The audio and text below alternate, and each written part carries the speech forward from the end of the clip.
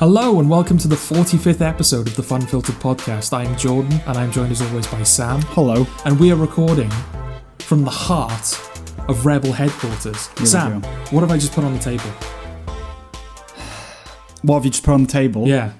Nothing that I can see. How about now? Okay.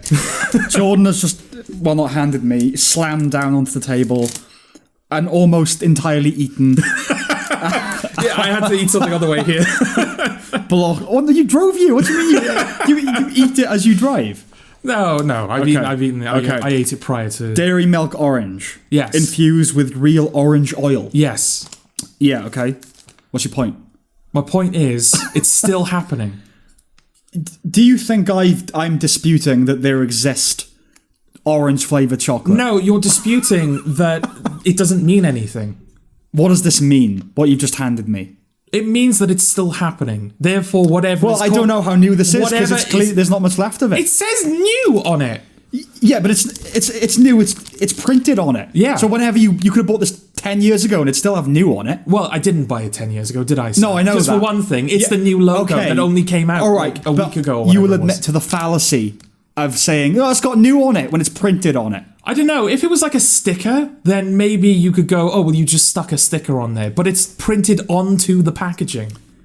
In 10 years' time, will this not be on the packet? Yes, but in 10 years' time, it won't be new. Whereas it's new now. Yeah, but what I'm saying is that the new in and of itself does not prove that it's new. I don't know. I feel like of course it doesn't. I feel like it's rather conclusive that this is new.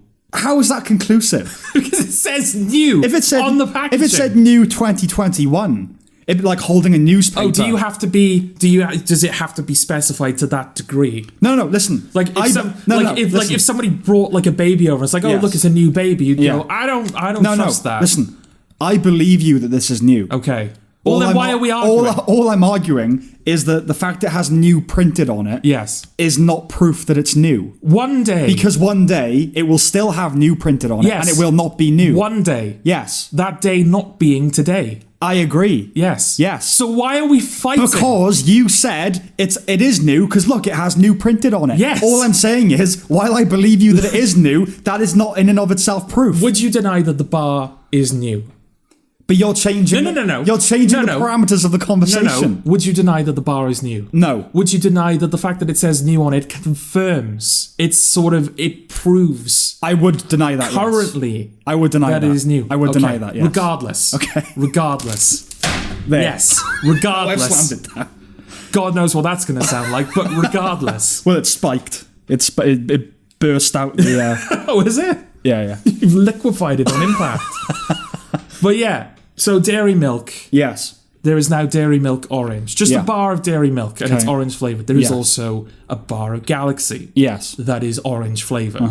The Titans have now fallen. Right. Before it was like niche stuff.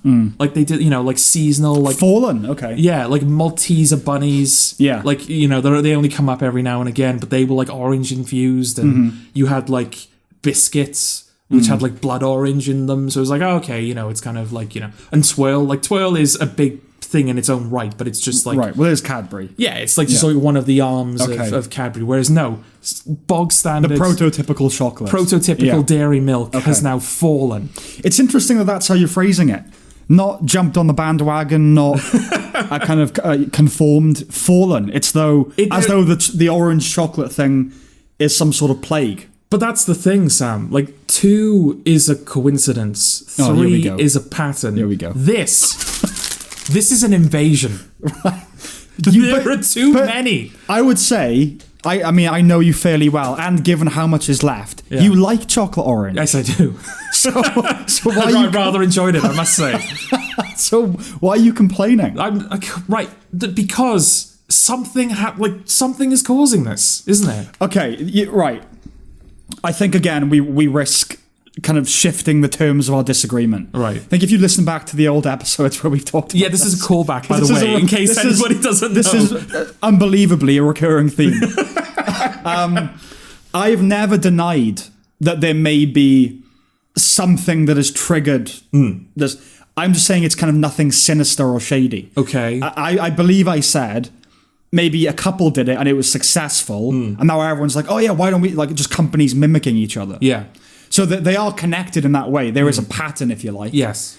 But it's as simple as that. I don't think there's anything deeper, like suddenly we've discovered something about the nature of orange and its application in chocolate. But Yeah. would you deny that if they did discover something sinister in the nature of orange that they could use to exploit people in some capacity, they would be doing the same thing that they're doing now, i.e. putting orange in everything they could and just releasing it to the public? In that incredibly narrow hypothetical, no, I do not deny that. Okay.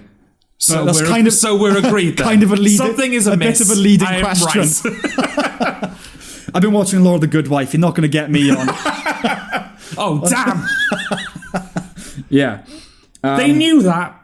They knew to time the release of this bar so that you Yeah. would be watching The Good Knife, so that you wouldn't believe. It's not the Good Knife, it's the Good Wife. I don't know what I said. The Good Knife. But you wouldn't believe me. Therefore, no action would be taken. Therefore, they are left undisturbed in their insidious agenda. Do you know what's most interesting about this conspiracy? What? Is that we appear to somehow, for some reason, be at the centre of it. Yeah. They've timed it so that I'm watching a legal drama. Yeah. So I can cast reasonable doubt. We were never always at the centre of this conspiracy. But now we are, because you brought it up. Because I brought it up. Right. I was the person who brought this to the attention of the public. Yeah. So they are now trying to silence me. Right. So the first, line of... I'm the vanguard, basically. Yeah. If I can stop you, Yeah. they don't have to worry about it. Yes, Okay. exactly. Right. I mean, I don't know how they managed to corral me into watching The Good Wife when I did. It's been on my watch list for a very long time. Well, I don't claim to know everything, Sam. Don't you? No. Okay. But I do know that Something's going on. something must be going on. Right. Okay. Like, if I lived in Nazi Germany, oh, God. and for whatever reason I was completely oblivious to Hitler and his agenda and the Nazi Party and all Sounds like you. but I was still aware, but I was noticing Yeah. that the Jews was disappearing in vast numbers off the streets. You'd be the only guy in Nazi Germany going on like, something is going on. I don't know what. But That's exactly my point. I wouldn't just go, well, the Jews are disappearing. I'm noticing that that's a pattern, but because I don't know what that could possibly mean, I guess it's nothing sinister. But of course, in your example, everyone else does know what's going on. No, in my example, the porpoise of your example. the porpoise of my example Yes. is that just because I don't know all the facts, it doesn't mean that I am acting irrationally by claiming that there is something sinister going on. Because in Nazi Germany, something sinister was going on. Yeah, but everyone... So if I was in Nazi Germany and if I'd noticed the Jews were disappearing and I thought something sinister was going on, I would have been correct. Yes, but again, in the Nazi Germany scenario, everyone else does know what's going on. Okay. Or at least most other people know what's going on. Yes. So I assume you're not extrapolating it that far. That all the rest of us know what's going on, but you don't. I assume you're not. No. Okay. No. So it is just the fact that you sense something going on. Yes. Okay. I think it is irrational to assign it to something sinister. Okay. I think it's fairly empirical actually to notice there's a pattern. Yeah. But I don't think it's rational to go, there's a pattern and it's a malicious one. Okay. I think that's the leap of faith you're making. Right. The leap of bad faith. But the thing is, if I assume foul play, and there is no foul play afoot, then I will be pleasantly surprised. Like, oh, this proliferation of chocolate orange has happened, and there's nothing bad about that. Okay. Great, I get to enjoy it now. Whereas if I was right, and foul play is afoot, then I will have been right. This just feels Whereas if I'm just like, oh, I guess it's a good thing there's chocolate orange, and then it turns out that there's something sinister afoot, then they've caught me off guard. They've won. You know when I was talking about Project 2000? Yeah. And Oh yeah, how's that going, by the way? Well, it's not, is it? No. And I suggested that it may be betraying some kind of weird Freudian need to climb back into the womb of nostalgia in the past. Yeah. I think all this, to me, displays is a potential psychopathic expression of pessimism. Okay. This is just your way, because you're saying, look, if I assume that something bad is going on with the chocolate, then I'll be pleasantly surprised if it's not. Yeah. I think this psychosis here, or neurosis at the very least. Right, okay. Yeah. Look, this is your intervention.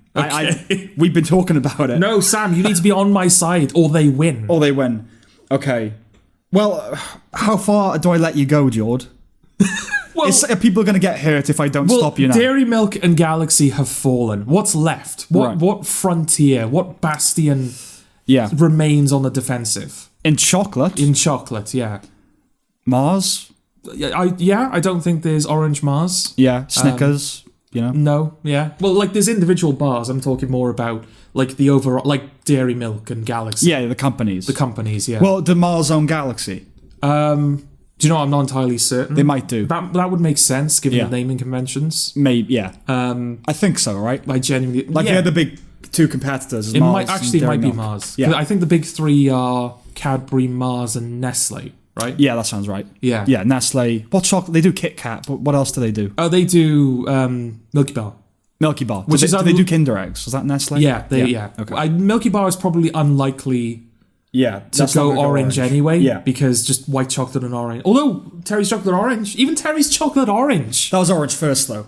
Like that's not part of the trend, surely. Well, no, that's all it ever was. No, it's doing the same thing. It's just flipped it. So rather than being chocolate that's adding orange, right? It's stripping orange from itself now. It was orange, but it's adding other flavors. Actually, no. Yeah, that doesn't make sense. No, it doesn't. Oh, a rare moment of clarity. No. My point is that white chocolate and orange don't mix, but Terry's chocolate orange have done that, and it's like, it's fine. Right. It's a bit odd, but it's like not distractingly odd. A bit sweet. Okay. But it's not odd. Mm-hmm. So Nestle could be in trouble. Right. But yeah, I like Kit Kat's already gone, I think. Yeah, Kit Kat's years been ago. gone. Yeah, Kit Kat's been gone for ages. Maltesers.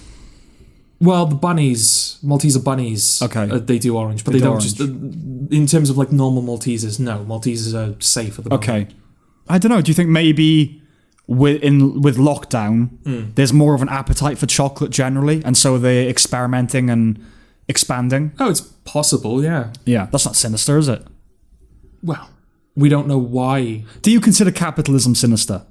In what respect? Generally speaking, I know you're not one of those. I'm not one of those. No. Yeah. Then I think we're fine. Okay. Well, I'm not oblivious to the fact that capitalism can be exploited for sinister gain. Of course. But I'm also not one of those like down with capitalism. It just doesn't work. No. But I think another element of this is the Woody Allen thing. You don't want to be part of any club that would have you as a member, because again, you like chocolate orange. Yeah. But you're rallying against its its proliferation. I'm not rallying against it. I don't like getting things I like.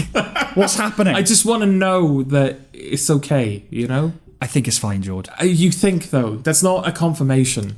Yeah, but you think as well, don't you? You don't know it's bad. I don't know it's not. But I would say, right, okay, well, given how you're talking, I would say you're leaning more towards it being a bad thing. Yeah. Okay.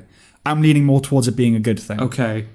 Yeah, I'd need a bit more evidence. Right. Okay. Yeah. Well, the existence of Dairy Milk Orange, that's not sufficient. Not sufficient to prove that something insidious is going on. Right. Okay. Okay. I need more. You haven't even emailed them yet. Email them. Ask them what's going on. No. Yeah. I'll just turn up at the enemy fortress, going, "Hey, I know some of the facts." No, email them. But that's what I'm basically doing. I'm opening myself up. Right. I'm opening myself up to be like, "Hi, I'm onto you," but I don't know enough to do anything about it. So I guess now's the time to take advantage. Surely you just say, "Hello, Cadbury's. Yeah, I'm a very avid customer." at the moment, rabid. You could say your best customer. I've been noticing there've been a lot more chocolate orange products, and I just want to say thank you. What inspired you to go in this direction? Because it does. I've noticed the pattern. There's a trend. I just want to say thank you. Why? Thank you. Why? And maybe they'll get back to you with a perfectly innocuous, explanation. Well, they would, wouldn't they? They would want me to stop. But what would it take to prove to you that it's fine? I don't given how stubborn you were with it's saying new on the packaging, not necessarily denoting that it's new. I'm surprised that you're giving me such a hard time. I don't know how that is contentious in any way. Because you're really, really trying to back me into a corner here where I have to concede defeat. I'm not trying and yet the stubbornness that you displayed, I don't see how that... Basically, frankly, Sam, I think you're being a bit of a hypocrite right now. Am I being a hypocrite? Yeah. Do you think I'm wrong about the new thing on the packet? I think that you're using that as a shield. Against what? Me? Okay. But What do you think my agenda is? to stop talking about this. No. My agenda is to keep you sane. Okay. I don't want innocent people getting hurt. Well, bloody good job you're doing. No, I know. At the moment. My only agenda, is to sort of vet you. Right. It's to kind of Rorschach test you. Okay. It's like, are you okay to be let back out into society? Right. Or are you going to come over one day, say something like, man, the mayonnaise is chocolate, and I'm going to have to sit on you and call somebody. Right. That's what I've got the health of the greater public. Well, that's my if interest. the mayonnaise does turn chocolate, or at least chocolate orange. Orange, yeah. Would you not believe me then? No. At least if we're sticking to the world of confectionery, I can understand.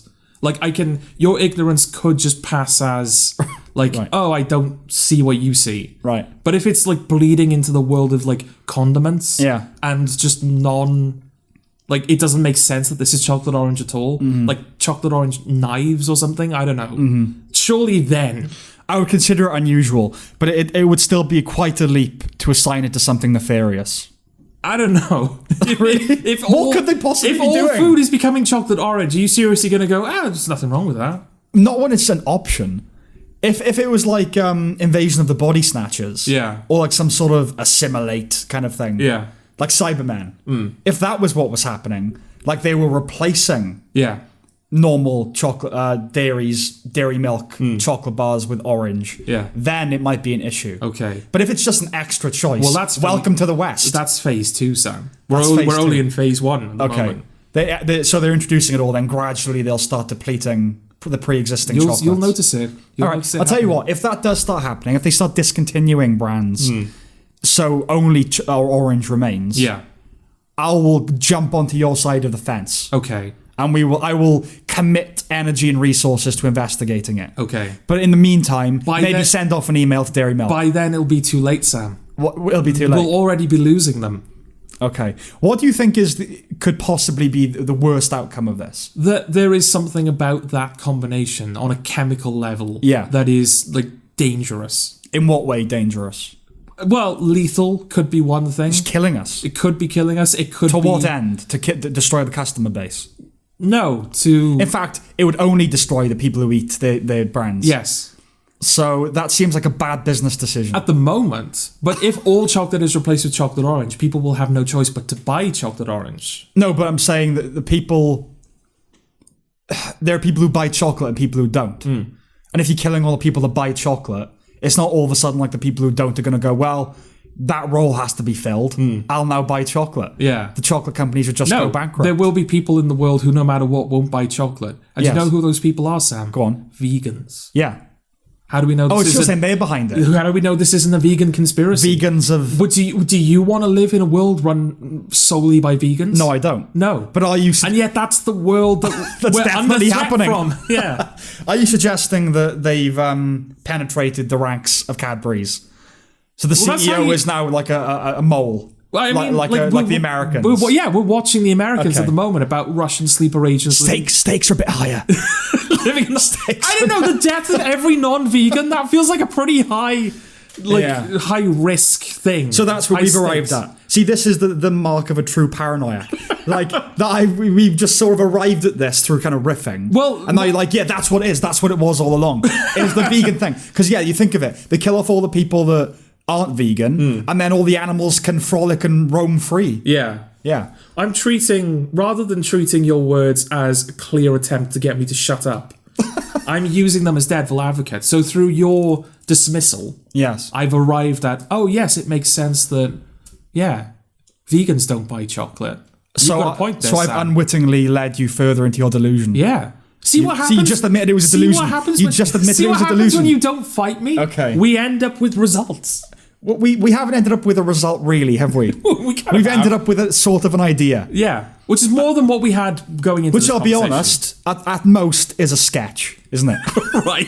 More than a legitimate, this is what might really be happening. Okay.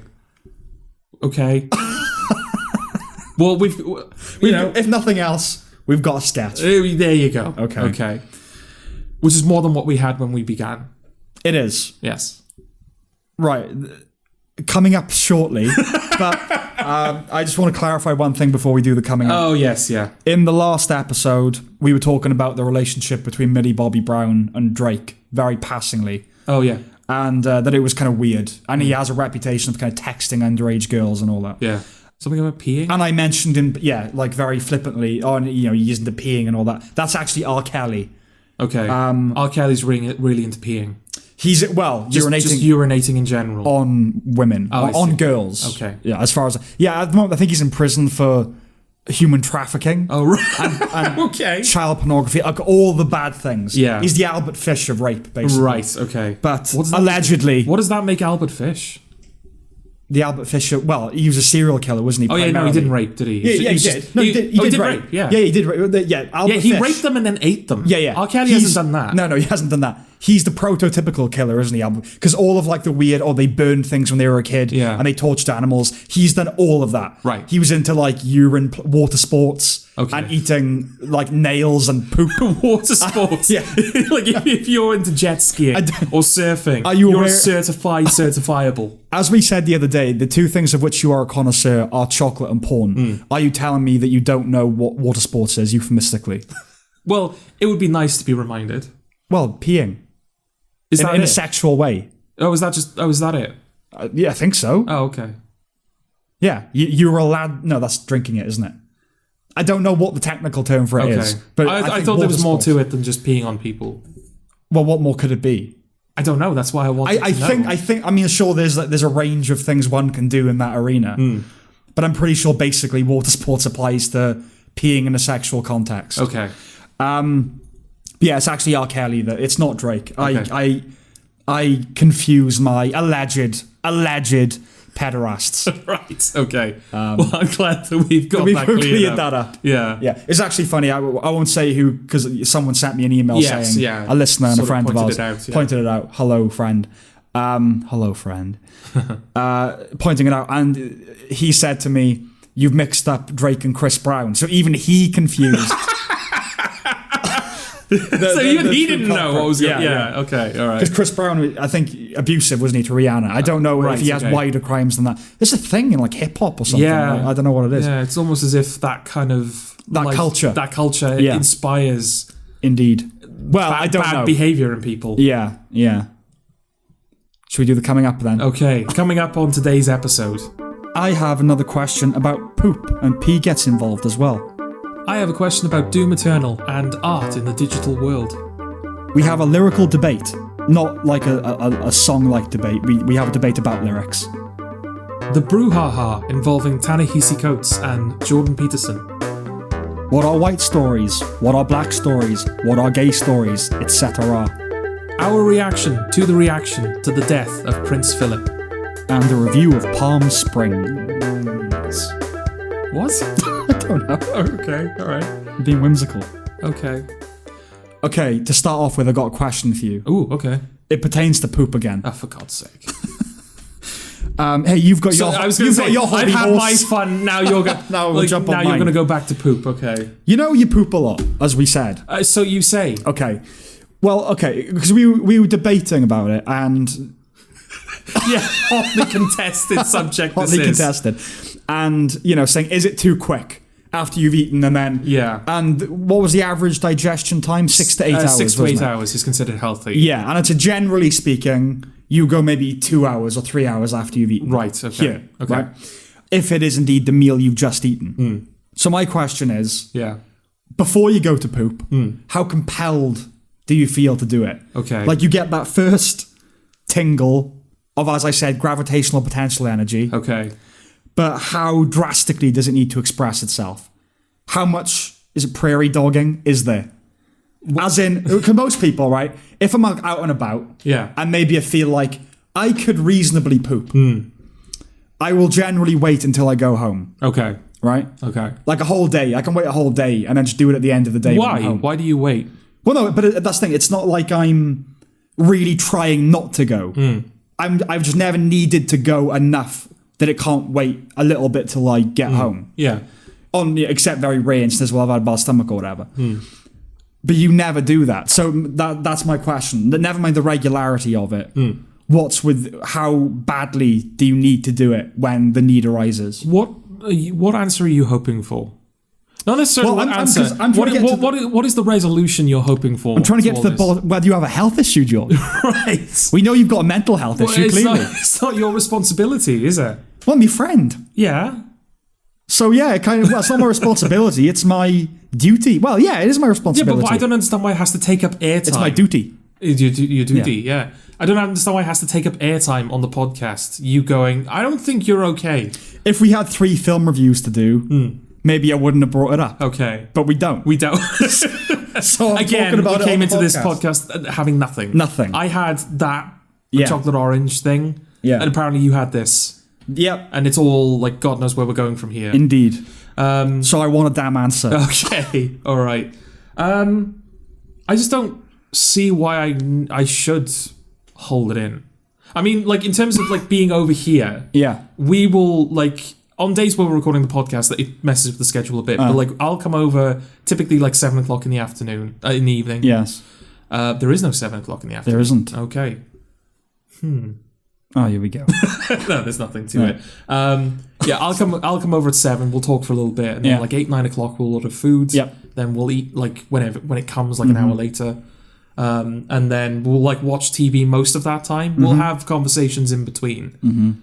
But we'll watch TV until like 3 in the morning. Yep. And then I go home. Yes. So if I hold it in until I go home, I could be holding it in for like 4 hours. Yeah, but that's normal. This is what I'm saying. Is it normal though? Well, when digestion time is 6 to 8 hours. Yeah. This is obviously abnormal, isn't it? Okay.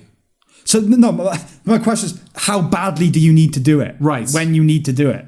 No, it's rare that it's like, oh, I have to go now. Okay. Like typically, I'm doing it for your benefit. I'm for my benefit. Yeah, I'm like, well, I could just hold it in, but why would I do that? How is that for my benefit? Well, it's like, oh, if maybe a little bit of fart will make its way out as I'm trying to like clench. Jordan, I think it's pretty clear that I don't mind that. Okay. It's actually, I saw an article the other day. Apparently, it's healthy if you fart a lot. Oh, is it? Yeah. Oh, is that your excuse? No, I was doing it way before I knew it was supposed to be healthy. Right. Okay. But that's a benefit. Okay. I don't care if you as long as they're not filthy. Well, they might be. If there's like, well, you got to if there's like poop waiting in the wings. Yes. Then it might not be filthy. It might be filthy. Yeah, well, you got to let one go, and also make there's the risk. I don't think I'm that old yet, but there's also the risk that a fart can lead to more than a fart. You know? Okay, so it's quite bad then. You're saying? No, it's not bad. It's not like, oh, this is happening now. Man the barricades. Right. It's not that kind of affair. Do you poop as soon as you feel like you could then? No. Oh, so you wait a little bit. Well, it's like I'm not always. Actually, that's not true. I am usually in the proximity of a toilet. Yeah. Because I'm just in someone's house, either your house or my house. Yeah. Well, it's just a matter of comfort, isn't it? Like, why would I be uncomfortable for like 3 hours? Yeah, but this is right. I don't want to like mislead you by thinking that I make myself uncomfortable by holding in poo. Never. If it's uncomfortable, I will go. But I think most people are able to like, on a night out, for instance, like, I don't need. I'll wait till I get home. Right. You see what I'm saying? I never wait. Yeah, I never like make myself ill by waiting. Yes. It's just like I go at the end of the day. Let's get into this. I generally either go at the end of the day. My little routine. Yeah, or before I bathe. Okay. I have a poop, and then I have a bath. Yeah. That's my thing. So I don't really go any other time. But it's not like, I don't know, if I've had a big dinner the night before, I wake up, I'm like, oh, I could go, but I must delay until... Yeah. It's just like, no, I'll just do it later. Right. You know what I mean? Yeah. So but you're saying you don't go as soon as you need to go. So that's right. It must be pretty instant then that you need to go. No, not always. There is no consistent like, only one thing happens to my body when I need to poop. Right. Like every time I need to poop, it's always instant. No. Every time I need to poop, I always poop 2 hours after. You do it with a certain regularity. Yeah, again, so you say. But it's true. You didn't poop yesterday. No, but there you go. Yeah, the pattern is broken. That was an aberration. That was what they call the exception that proves the rule. Okay. So, okay, just take me through it, right? Right. So we have the food. Yeah. 20 minutes passes. Yes. Then you've got to poop. Yeah. if that's indeed the time. No, right, let's say 2 hours passes. Okay. So we eat at 10, and then by midnight, you've got to poop. Okay. What do you feel when you're like, I'm going to go poop now? What is the impetus for that moment of like, right, now is the time that I must go? It's just the time, you know? So, but how badly do you want me feel? to talk about it on a biological... No, but yeah. Like, is it like, oh, I got to go? Or is it, I feel like I could poop? Yeah, that one. Okay. That's interesting. Why? Well, it's like you're indulging yourself constantly. There's no, like, why there's wouldn't zero I? self-discipline. It isn't poop. This isn't a poop story. But when we went to see Interstellar in the cinema, I think it was 30 minutes into the film. Yeah. I don't know if it's that specifically. I think it was around about the time they first went to space, whenever that happens during the film. Okay, yeah. I felt like I had a similar thing, but with urine. You know, when your bladder, like you start to feel the pressure building up in your bladder. Yeah. It's like, I need to go now. It's like, but I'm into the film, so okay. I'll wait. Mm-hmm. Interstellar is a 3-hour film. Yeah. It's over 3 hours, I think, isn't it? Or is it 3 hours? I think it might be shorter than 3 hours. Oh, right, but if it is, not it's by much. Basically 3 hours then. Yeah. And I sat there for 2.5 hours with what became a bursting bladder. I remember. There were genuine moments. I could smell the pee. I was about to say there were genuine moments where I thought, even if I give up and just like, I'm going to the toilet, I'm not going to make it. You're not going to get there. I might just have to pee here. Yeah. It was horrible.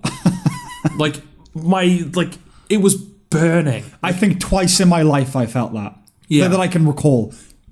Maybe, one was on an aeroplane. Oh, right, okay. Where, you couldn't go because it was landing, and it took forever. Yeah. And that was bad. And the other was when I was a kid, and I remember my uncle had taken me somewhere, and I really needed to, I think it was poop. And I was like, can I swear? I need to be able to swear. God, I was like, fucking cunt, as like, I just really needed to shit. And carry on, Right. And it was, well, frankly, it was agony. And it ruined Interstellar for me. Oh, so that's like, okay. So that scarred you in a way. Kind of. Like I said, it's not poop, but it's like, why would I... I know it took me a while to get there, but why would I risk putting myself in that position again, where I'm just in that much pain? But you wouldn't be in that position, would you? What do you mean? Well, like 99% of the time. Yeah, but if there's always that risk that you could get back to that place where you're just in agony. How anxious does this... Like, is this an anxiety you carry with you? It's not an anxiety. It's just like now it's reached the point where like if I feel like I could poop, it's like, yeah, all right, I'll do that. Okay. Because I know that if Don't you prefer pooping in your own house, though? Because to be fair, you're fairly liberal about pooping. Oh yeah, I don't care. You don't care where you poop. On the floor. I'll poop in the on the ceiling. On the ceiling. You really don't care about that. No, I poop in public toilets, I should say. I poop in public nightclub toilets. I'll poop in there. I mean, there's a there's limits. Like if someone has just thrown up in there, I'll take my chances and not. You know. I don't know whether you have the healthy attitude or not. Okay. I don't know whether you're more enlightened than the rest of civilization. Because I think most people, again, if it's to the point of discomfort, they won't let that happen. But most people, like, I'll poop in my own house. Yes. I don't like pooping in my friend's house or in a club or whatever. Yeah. I will generally only poop in a friend's house if I've slept there and I have a hangover and it's like, I have to go to the toilet. I don't know specifically when it started. I feel like it predated like me being in work. Yeah. But I do know that like the petrol station that I worked at for 6 years, which is attached to a car dealership, which I also did a brief stint in as like admin guy. The toilets in that building were disgusting. Right. But they were the only facilities that they had. So like they would especially if you went in the workshop, because the workshop is obviously used by the mechanics and their hands are constantly like caked in oil. Yeah. And their feet are always wet as well because there's just like general condensation and fluids from the car. Yeah. So like even if the toilet itself is clean, like the toilet paper or the you know, just the general area that you're in, it's always like dirty. Yes. So I guess that was good training. It's like, well, there aren't going to be many toilets out there. Okay. If there are toilets out there that are worse than this one, they're not worth pooping in. Okay. Like most public toilets are probably going to be in better condition than this. So if I can put up with this, why am I complaining? I see. Okay, well, it's kind of an octogenarian mindset, isn't it? That thing of if you pass a toilet, go, because you never know when you're gonna. Yeah. Like that is an old man sort of thing. Yeah. But now that thinking about it, when I go over my father's, Yes. I'm generally there from about 4 till 10. Okay, and I eat around 5 or 6. Okay. And then I have a few cups of tea. And I come home at 10 o'clock. Now, when I'm there, sometimes I need to pee, but I very rarely feel the impulse to poop. Okay. Because again, I do it when I get home at night, right? That's my thing. Of course, yeah. But then, when I get home, and I like drop my bag off and get the laptop, all of a sudden, I really need to go to the toilet. Right. Like I really need to pee, or I got to poop, or whatever.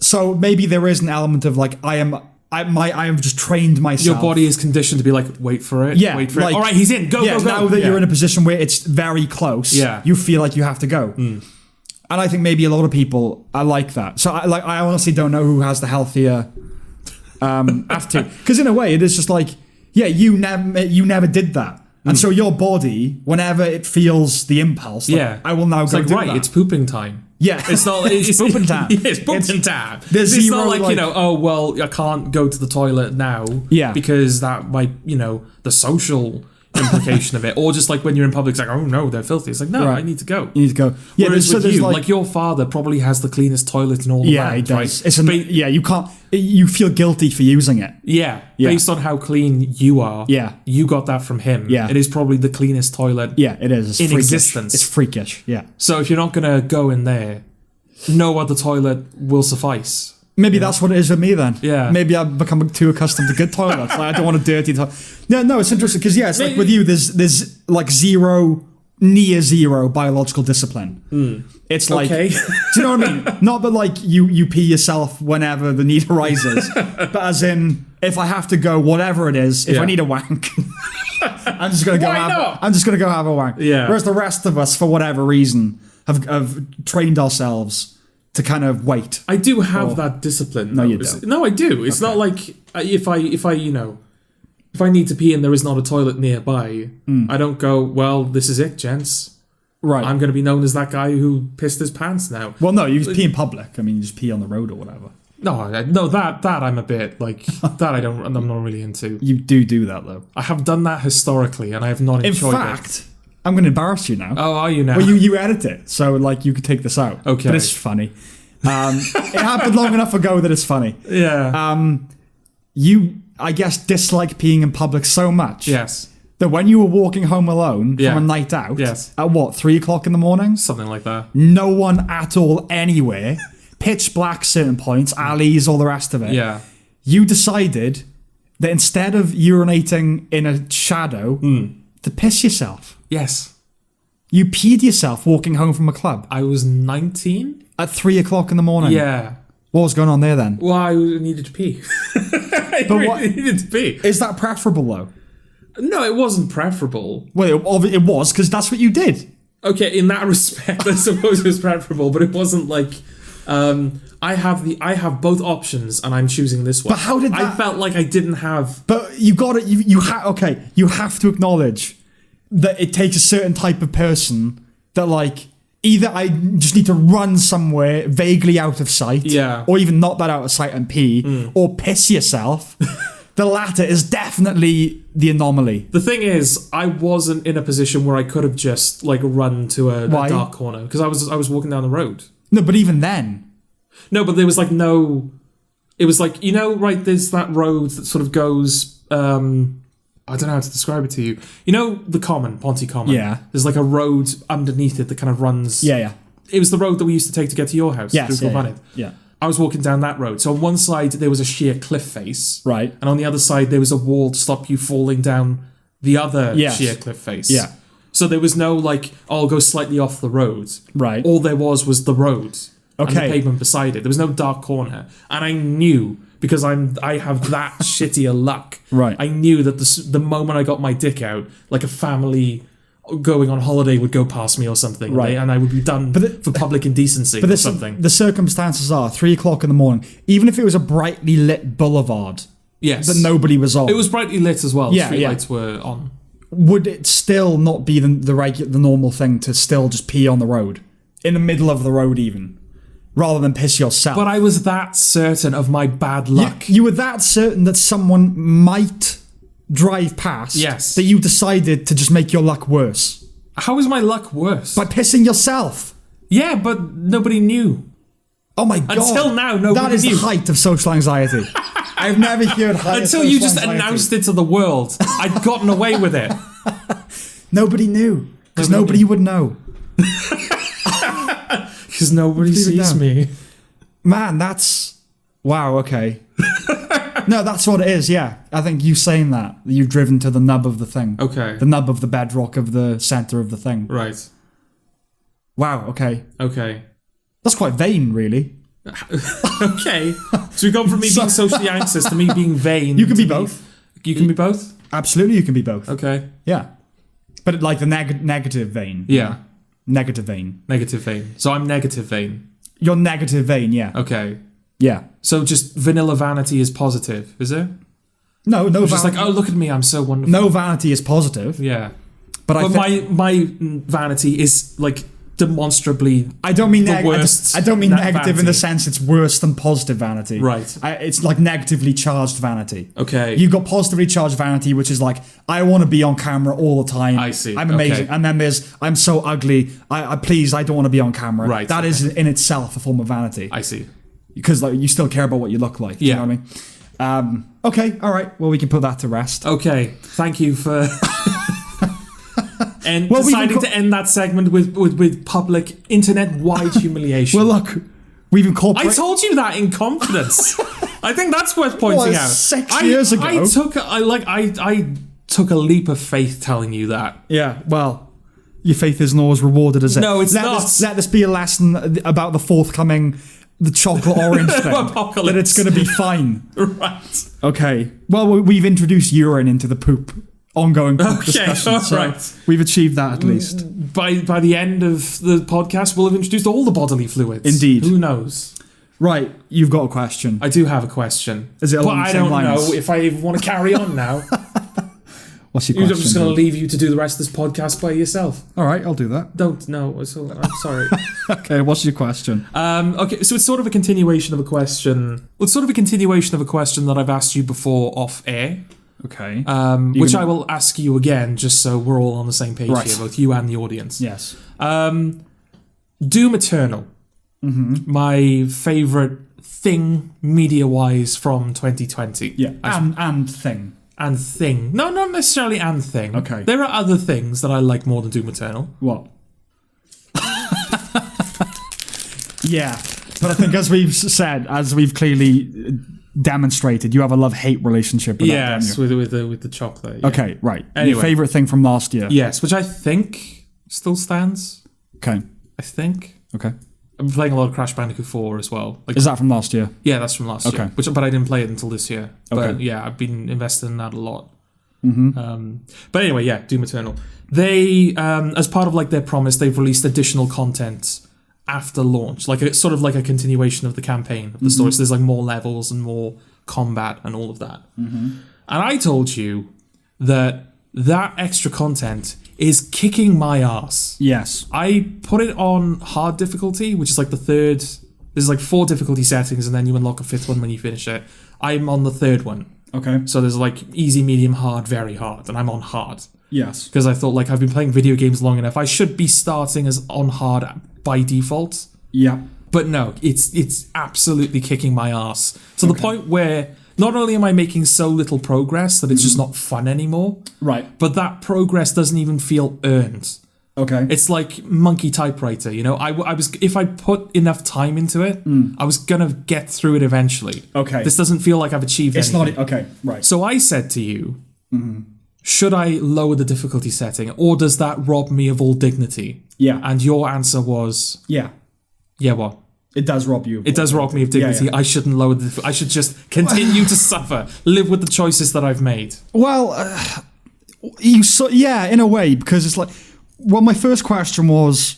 The difficulty settings on video games how much can they be extrapolated to other games? As in, like, if you've never played Doom Eternal, if you're a veteran gamer, does that suggest you should start with a harder difficulty?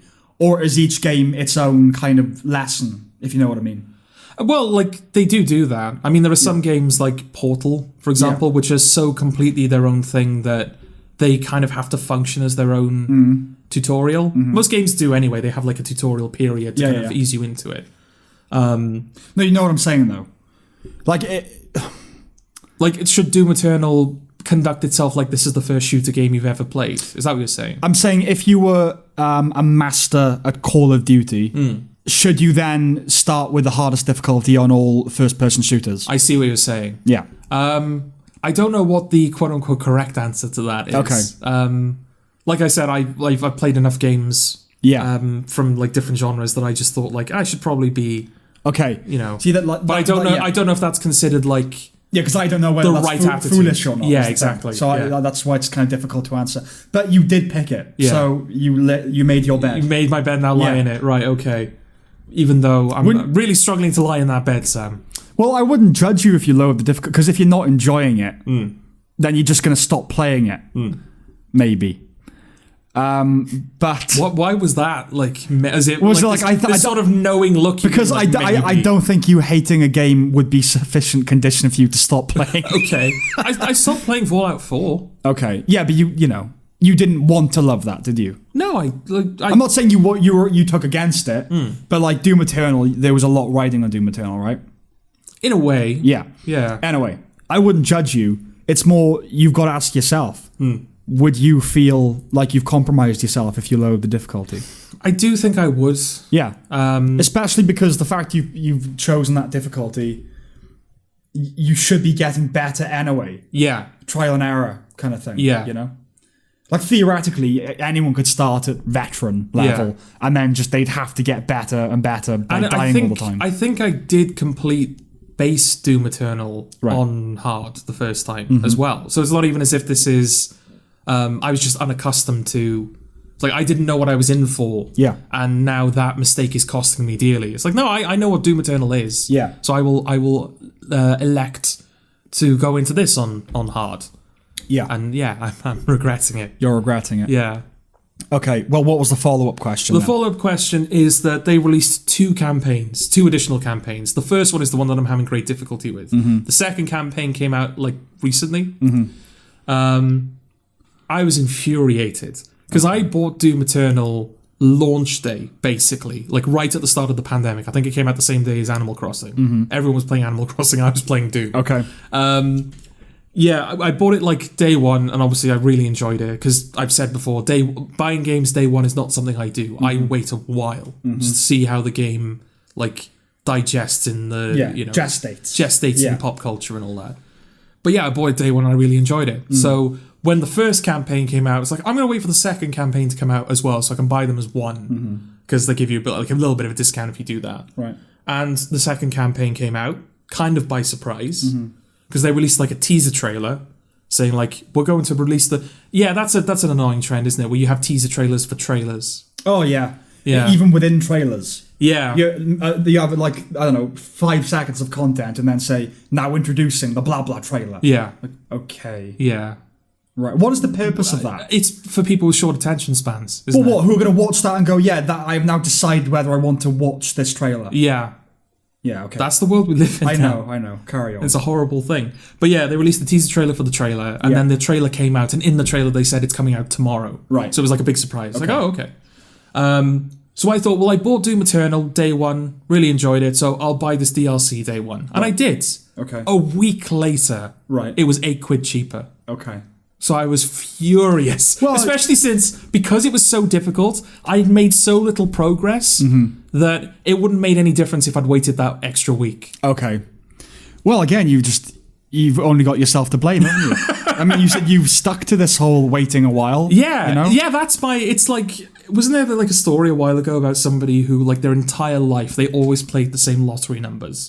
Like, for years and years and years and years. Every, like, week, the same lottery numbers. 1 week they changed up, and their original lottery numbers were the ones that came up. Like, if they'd stuck to it, they would have won big time, and they didn't. Yeah. That might be, I don't know, I don't know. Yeah, sounds like it could be fake story. I do remember hearing that. Apocryphal. But I do believe that kind of shitty luck exists. Oh, yeah, well, of course it does. Yeah. Anyway, yeah, the second DLC campaign came out. I obviously haven't got that far yet. I'm still struggling with the first. Yeah. But I learned, much to my surprise, that the developers have nerfed the DLC. Explain what that means? The one that I'm stuck on. Nerfing basically means lowering the difficulty. Oh, okay. So one of the rooms that I'm stuck on was like apparently notoriously difficult. Like the hardest enemies in the game, they just throw them at you constantly. One of the Slayer gates. That'll mean something to someone who's played the game. It's like the first one you encounter in like the final level of the DLC. Just can't do it. Cannot do it. They've reduced the amount of enemies that are in that Slayer gate. Right. And across the map as well, there are new mechanics they introduce, and they've made those. They've kind of flattened the learning curve for those mechanics a little bit, so it's easier when they first encounter you. Because the first arena of the Ancient Gods, which is the name of the DLC campaign, that features like 90% of the enemies in the game. Right. Like the enemy varieties. Enemies that in the original Doom Eternal you don't encounter until like the final third. Right. They're there from the start. Yeah. And you have every weapon available to you as well. Which is... So the thing that surprised me as well, I don't know how common a practice this is in gaming. I've not seen this before, so I'm going to say that this is not common. Okay. That DLC is also standalone. Right. So if you don't own... DLC typically, it's an extension. It's an add-on. Yeah. It's an addon to the game. Yeah. But you can buy this DLC and not own Doom Eternal. Okay. So this could hypothetically be your first exposure to Doom Eternal. Right. And the very first encounter you'll have is like insanely difficult if you don't know anything. Okay. So I get that leads us to my question. Go on. Which is, should they have nerfed the content? Because I will say, this update has made everything easier, and there's no way of going back unless you're willing to like uninstall all those updates. Yeah. It's not like, oh, I'll just change the difficulty setting. No, it's just easier now. Yeah. That content has been stripped of the difficulty somewhat. So even though I'm struggling with it, I don't know how I feel about the developers stepping in and making it easier. Because there are people online who would like this game is being review bombed. Right, okay. Because people are so unhappy with the fact that they've made it easier. Right. So what's your thoughts on that? It depends. If it's impossible, actually impossible, which I doubt it was. No, it's not actually impossible. It's just very, very difficult. Hard. Yeah. If it's actually impossible and maybe like a scale of magnitude lower than that. So like, unless you're a developer. Like pixel perfect. Then you're not going to do it. Then I don't really have a problem with it because people are just going to get uninterested and all the rest of it. Yeah, exactly. But, I mean, the nascency of gaming. So I was playing my grandfather's. It's like an Atari with like every game they made for it, basically. Right. Sort of modern thing. Do you know what I'm talking about? Okay. It's like a little box you can buy that has essentially every Atari game on it, like digitally. Oh, right, okay. It's pretty good. I was playing that, and they are insanely difficult. Like Frogger, even. Yeah. It's like you have to play the same thing again and again and again and again. Yes. And develop a rhythm with it. And I like that. I don't like that games now, it doesn't really matter how good you are, you're going to finish the game. Yes. Eventually. Yeah. You might die a couple of times or whatever. With games that are story heavy, like your Rockstar games, it's less of a concern because you sort of just want that experience. Yeah, like that's a difficult tightrope to walk if you've got a plot-driven game. Like, how difficult do you make it? Yeah, it is difficult. Because like I don't know, I might have brought this up with Eddie. I don't think I brought this up on the podcast. But like with God of War, for example, the most recent God of War, 2018, that's a very heavily story-driven game, and the gimmick of that game is that it's all framed as like one take. So the transition between cutscenes and gameplay is seamless. Yeah. And the idea is that you play from start to finish and there are no cuts. Right. You see everything. Okay. Every like moment of their journey is captured. Okay. But if you die, you're obviously thrust into a loading screen, so it breaks that immersion. Okay. Yeah. And the game is difficult, so you're going to die. Yeah. Even if you're good at it, there's a good chance you're going to die. Yeah. So that kind of defeats the purpose of the one take, you know? Well, yeah, I mean, because like obviously the old games, they couldn't really be too narrative driven. No. it's blips on a screen, and Yeah. you've got to get this blip to that side of the screen. Yeah, if you put in voice acting, you'd lose like half the game. Yeah, pretty much. So in that respect, but like now, gaming is bigger than cinema, isn't it? It's the biggest thing media-wise. Pretty much. Maybe music is big. I don't know. Yeah. But anyway, and you've got Let's Plays, and people can just watch the end of the game if they want. Yeah. If you suck at it, you can still you still have access to that content. Yes. Whereas that simply, unless you had a friend who had the game and had finished it, unless you were good at it, you were never going to see the end of it. Yeah. And I remember, like, when we were kids, I had a SNES, and that was there. There was like that. There were realms that will forever be unknown to me because I simply can't surpass this level. And I like that. I think that's good. That's a good Right. thing. I don't like the games have gotten easier. No. It makes sense. But yeah, unless it was like essentially impossible, then yeah, I would judge them harshly for making it easier. Because that's if it was a case of, yes, this is an extension of Doom and you have to own Doom Eternal, it's like, well, you've already put us through, you've done all the training. Yeah. The base game is easier. Like, compared to the first batch of DLC, the whole of Doom Eternal feels like a tutorial. Yeah. It's that, the difficulty spike is that noticeable. So if it was like, oh, this is just like you have to own Doom to own this, and it's like we're testing your skills. Yeah. It's like, yeah, I really don't see the point in making... Surely that's the point of this. This is harder content because you've mastered that. Yeah. So now we're really putting you to the test. But it's the fact that that DLC is available if you don't own the game. Yeah. Like, if you're coming into this completely fresh, you've never played Doom Eternal, hell, you may never even have played a Doom game before. Right. Like, I can see someone playing that first arena and just being like, nope. Like, this is... I don't understand this. Do you think much. it's likely, though, that many people do that? Is it not a way for them just to sell the original game? I don't know. You know, you can I mean, have this, but, like, it's so hard, you're going to need some practice. I mean, that's probably a genuine strategy. Yeah. Like, there are people who will play the Ancient Gods and think, yeah, I'll go back and play Doom Eternal. Or, fuck, I need to play the original Doom Eternal. Yeah. But yeah, I really don't know. I see both sides of the argument, which is interesting. I see the merits of making it easier, but also, like with like the marketing as well. They seem to be making an effort to appeal to like the hardcore audience, like people who are really familiar with Doom and the kind of gameplay that it offers, or just old school shooters in general. It's like, this is for you. This is like hard, adrenaline filled, difficult. Yes. What are those games? Grind. Adrenaline from start to finish. And yet they're making it easier. Why would you review... See, it's just an extension of what we complain about every fortnight. Why would you review bomb a game for being difficult? You should relish the challenge. No, they're review bombing it because it's less difficult. Oh, I see. Sorry, yeah. So because they made it easier. Yeah. Oh, fair enough then. Yeah. Fair. But review bombing, does that term just refer to negative reviews of a game? Yeah. Or is it targeted, like a campaign to lower a game's credibility and reputation? Well, that's the ambition of review bombing, isn't it? Okay. It's like, well, we're going to show you how much we don't like But it's this. all sincere.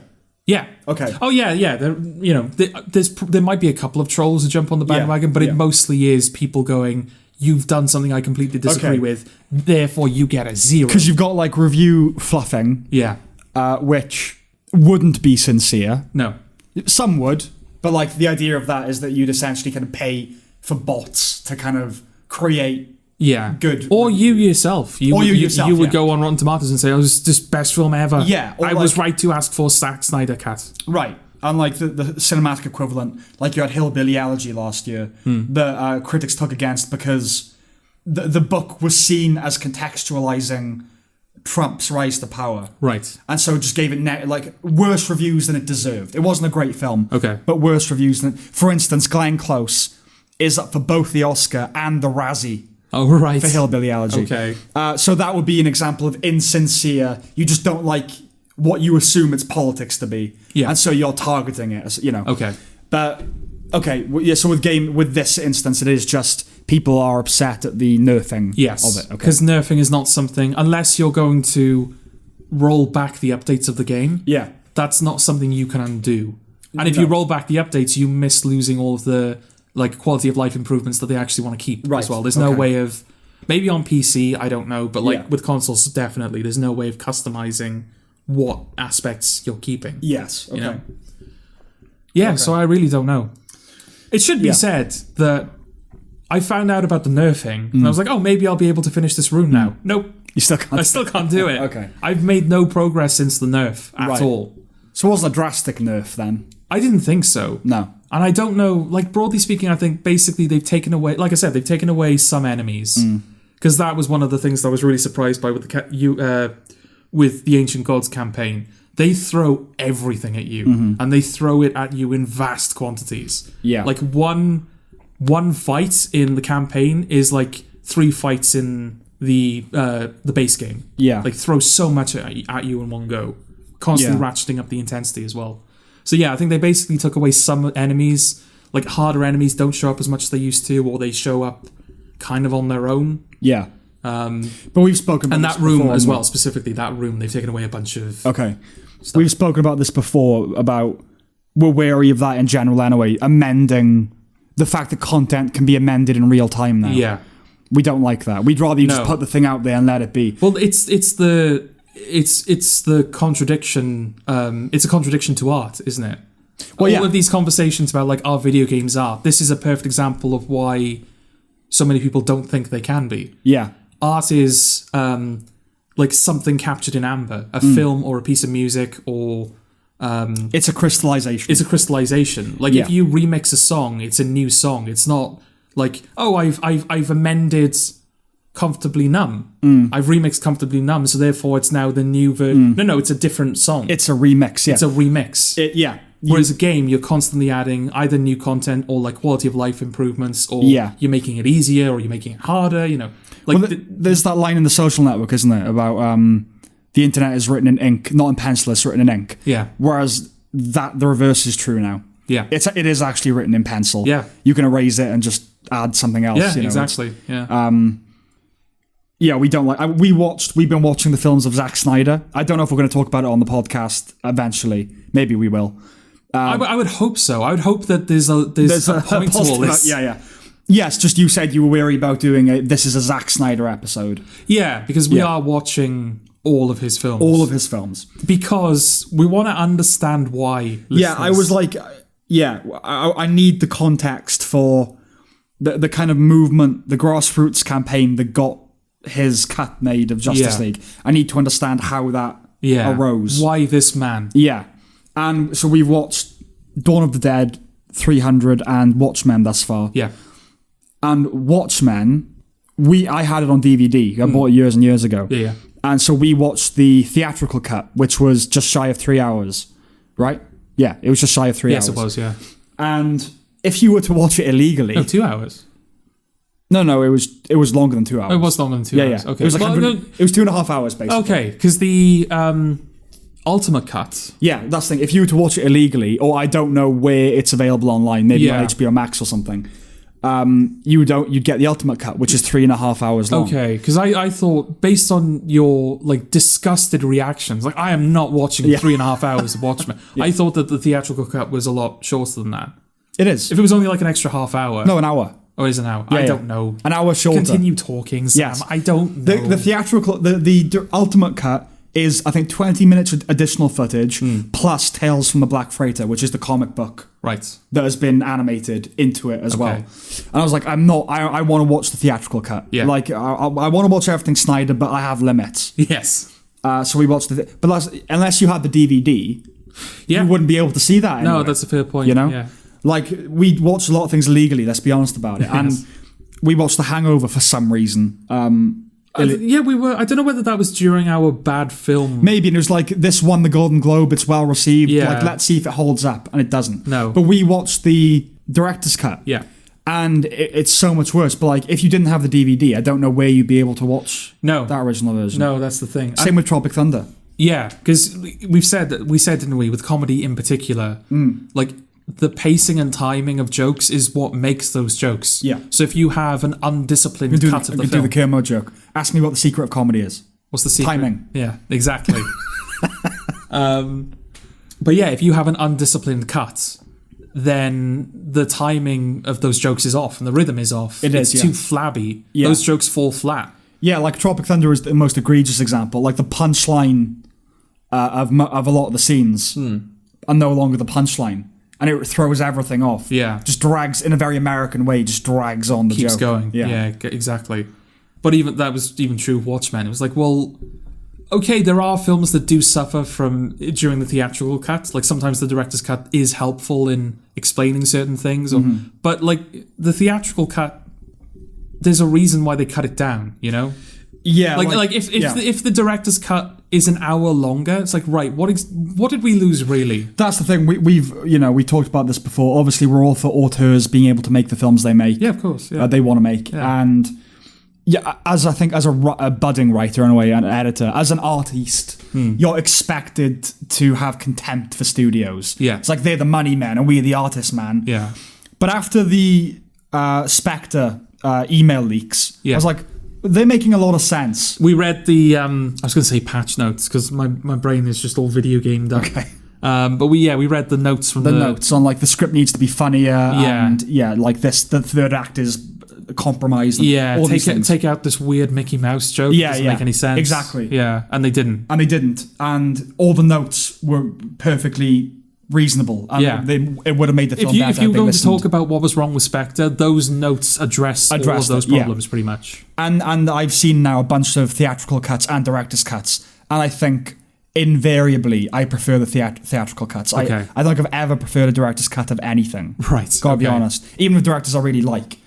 So yeah, I've kind of got over that particular bougie bias of just, no, like the studios. Yes, money is their main aim, but they don't want to make shit films either. No. They're not going to make you make a terrible film. Like if a studio mandates, right, your film has to be under 2 hours. Yeah. What they want the film to still work. To be as good as it can and be under 2 hours. Yeah, if you gave them a film where, like, if you have a 2.5 hour film and you just cut out the last half hour and give them a 2 hour version. Yeah. And it just doesn't resolve. Yeah. They're going to give it back to you and go, no, do it properly. Yes, exactly. Like, whether you think it's unreasonable or not, they still want a finished film. They're not going to release something that doesn't resolve or something that feels like this could be better. Right. You know? Yeah. And it's like World War Z. I think they kind of... I mean, they do jump through hoops. I mean, the whole thing of reshoots and... That's the thing. Like if a studio really didn't care, they wouldn't funnel, like, however many millions of dollars into reshoot. Like, Solo... most of that was reshot. Yeah, like they try. They are trying. Yeah. You know, like World War Z, I mean, Damon Lindelof said that he was brought in as like one of many script doctors. And they showed him like the first 2 acts and then turned it off and said, what would you do after this? Right, yeah. And he was like, okay. I'd rewrite the first 2. I think he said, I'd rather you show me the third act. He said, in case I don't pitch you that. Yeah. He said, I need to know what you want me to avoid. Yes, you know? Yeah. But anyway, so they do, these films are massive money sinks. And so they need to make them as good as they possibly can be. Yeah. Cool. So anyway, so you're kind of on the fence about the Doom Eternal thing. Yeah. Yeah. Because I'm suffering from the extreme difficulty. Yes. But also, I don't like... that. I don't like the idea of overwriting. Like I said, quality of life improvements, just like, the game is functional now. Yes, I'm all for that. And I respect studios that continue to support their games long after launch. You've got extreme cases like Yacht Club or Team Cherry that did like Shovel Knight and Hollow Knight, where they were like releasing extra content for free years after the game was released. Okay. Like Shovel Knight, there's basically... when that game was released, it was like one single campaign. Now there's 4 different campaigns and like a multiplayer fighting mode and a gender swap mode as well. Sure. Like all for free. Okay. I paid, what was it, like a tenner for Shovel Knight? I'm still getting content now. Yeah. Like that's an extreme case. But yeah, I don't like games that just, like Anthem. Like just like this big AAA, like, we'll release like the bones of the game now and then we'll keep supporting it. Yeah. And then like 2 months later they realise it's not making money, so they just shut it down. Gaming to me is just like a husk. I've got, I'm glad my appreciation for and fandom of them didn't persist that strongly. because I think being a gamer now would depress me. Yes. I'm just like, I just want the fucking disc. Just give me a disc. Yeah. I was so it was so like depressing when that PS5 announcement came along and they were like, we're going to release a version that doesn't even have a disc tray. Yeah. It's like, oh god. I know. This is where we're at. You know? Yeah. I mean, in a way, like, you've never been in a better position because surely the appeal of a game is the admittedly false sense of achievement you get when you finish it. Okay. Right? Okay. Okay, the achievement is real, but it's not a good one, is it? As far as life goes, it's not really an achievement, is it? Are you on my side right now? I don't feel like you're on my side. I think we can agree that gaming simulates achievement. Okay. So, like, if it's hard, the better the feeling when you beat it. But also, if you're annoyed that it's too difficult, yeah, because you just want to see what happens next, go on YouTube. Yeah. If that's what was really important to you, go on YouTube. If playing the game is what's important to you, the harder the better. Yeah. You know? But it does reach a point where it's like, okay, I've played this bit enough times now. I just want to play a different bit. I get that. I get that. But like, when you eventually beat it, it'll feel all the greater, won't it? It will, yeah. And I'm not. It's not like, oh, I'm trying to get you to land on this side of the fence. Okay, on what side of the fence is that? That it was wrong to make it easier. Oh, okay. Oh, yeah. Yeah. Yeah, that's the thing. I'm not. I didn't come into this with a position. No, I came into this with the discussion, and yes. I wanted to see what became of it. But I want you to land on a position. Okay, and what if I don't land on a position? Well, typical. Okay, so when I tell you that the chocolate industry is like something's wrong, when I take a position like that, you're like, oh no, and then when I don't take a position, I'm wrong for having not taken a position. Yeah, sure. And you wonder why I'm just so. Why I'm like the way I am. I always wonder why you are the way you are. Well, it's your fault. It's my fault, yes, is it? As we've just proven. Hey, you came to me this way. You were born this way. I inherited you. I didn't create you. Okay. Do you have anything else?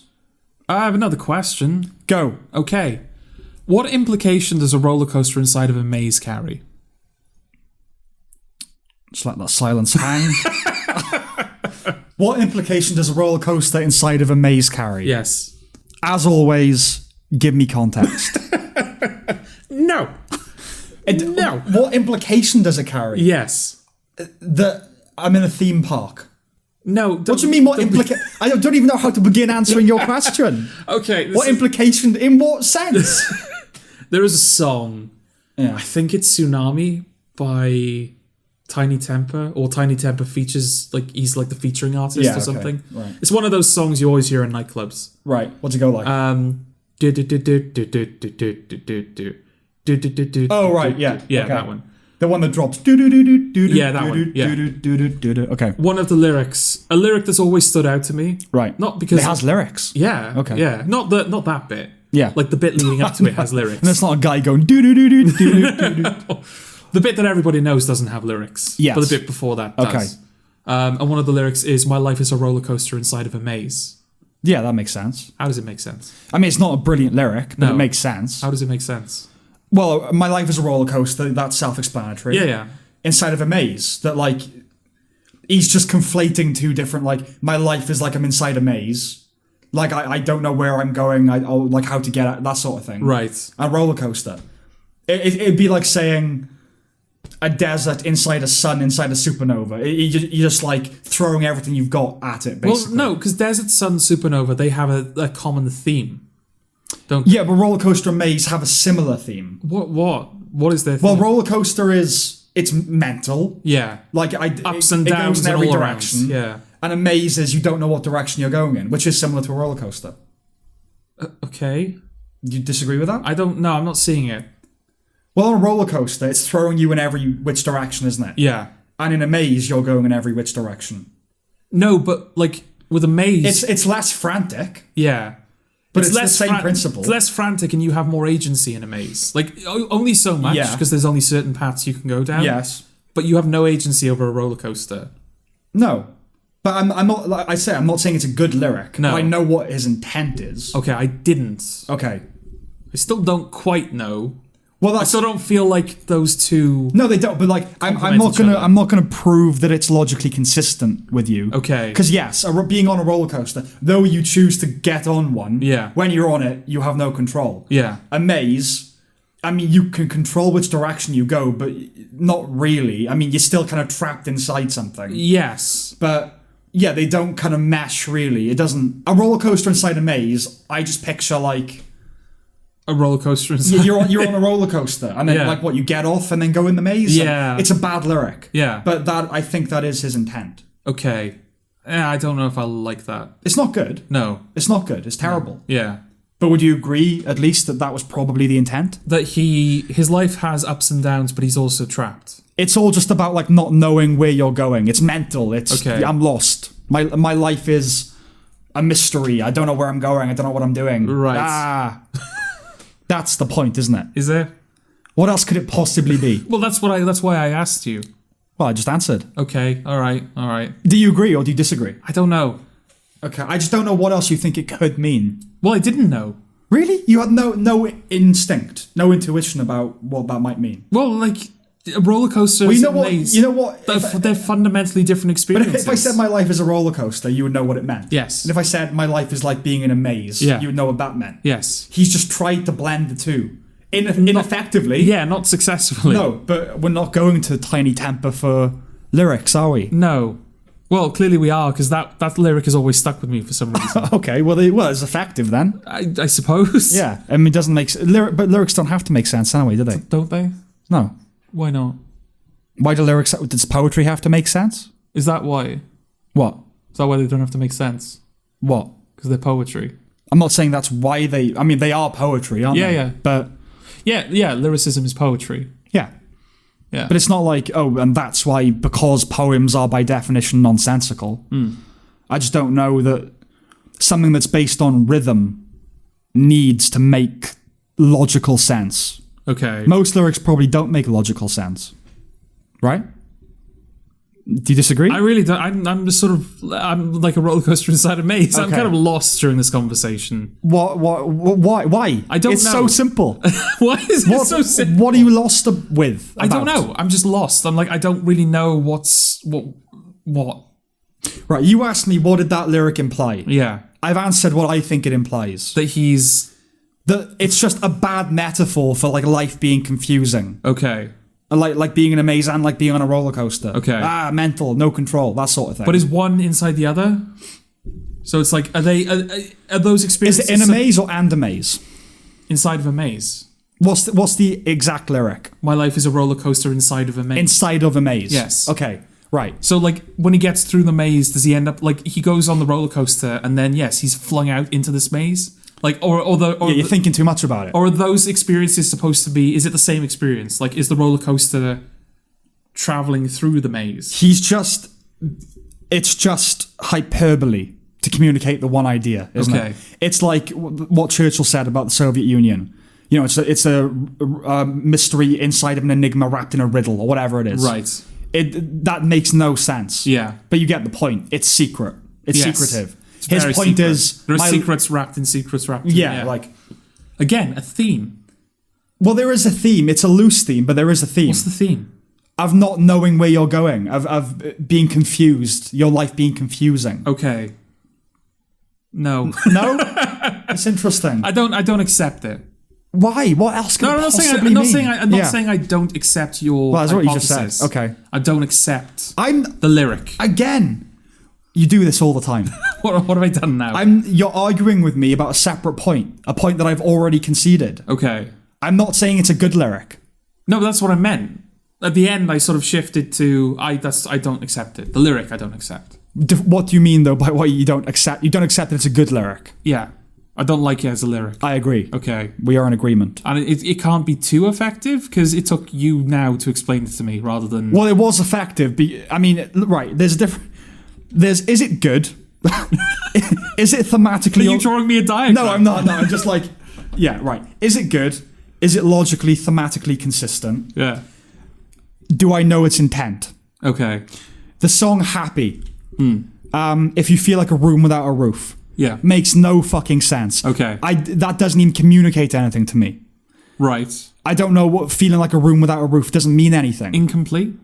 But that's not the point. No, but I've just done what you've done. No. But the context around it, the song called Happy, clap your hands if you feel in all these various ways positive. Oh, I guess a room without a roof is just like free or happy. I don't know. But it's the context around it that it makes no sense. Right.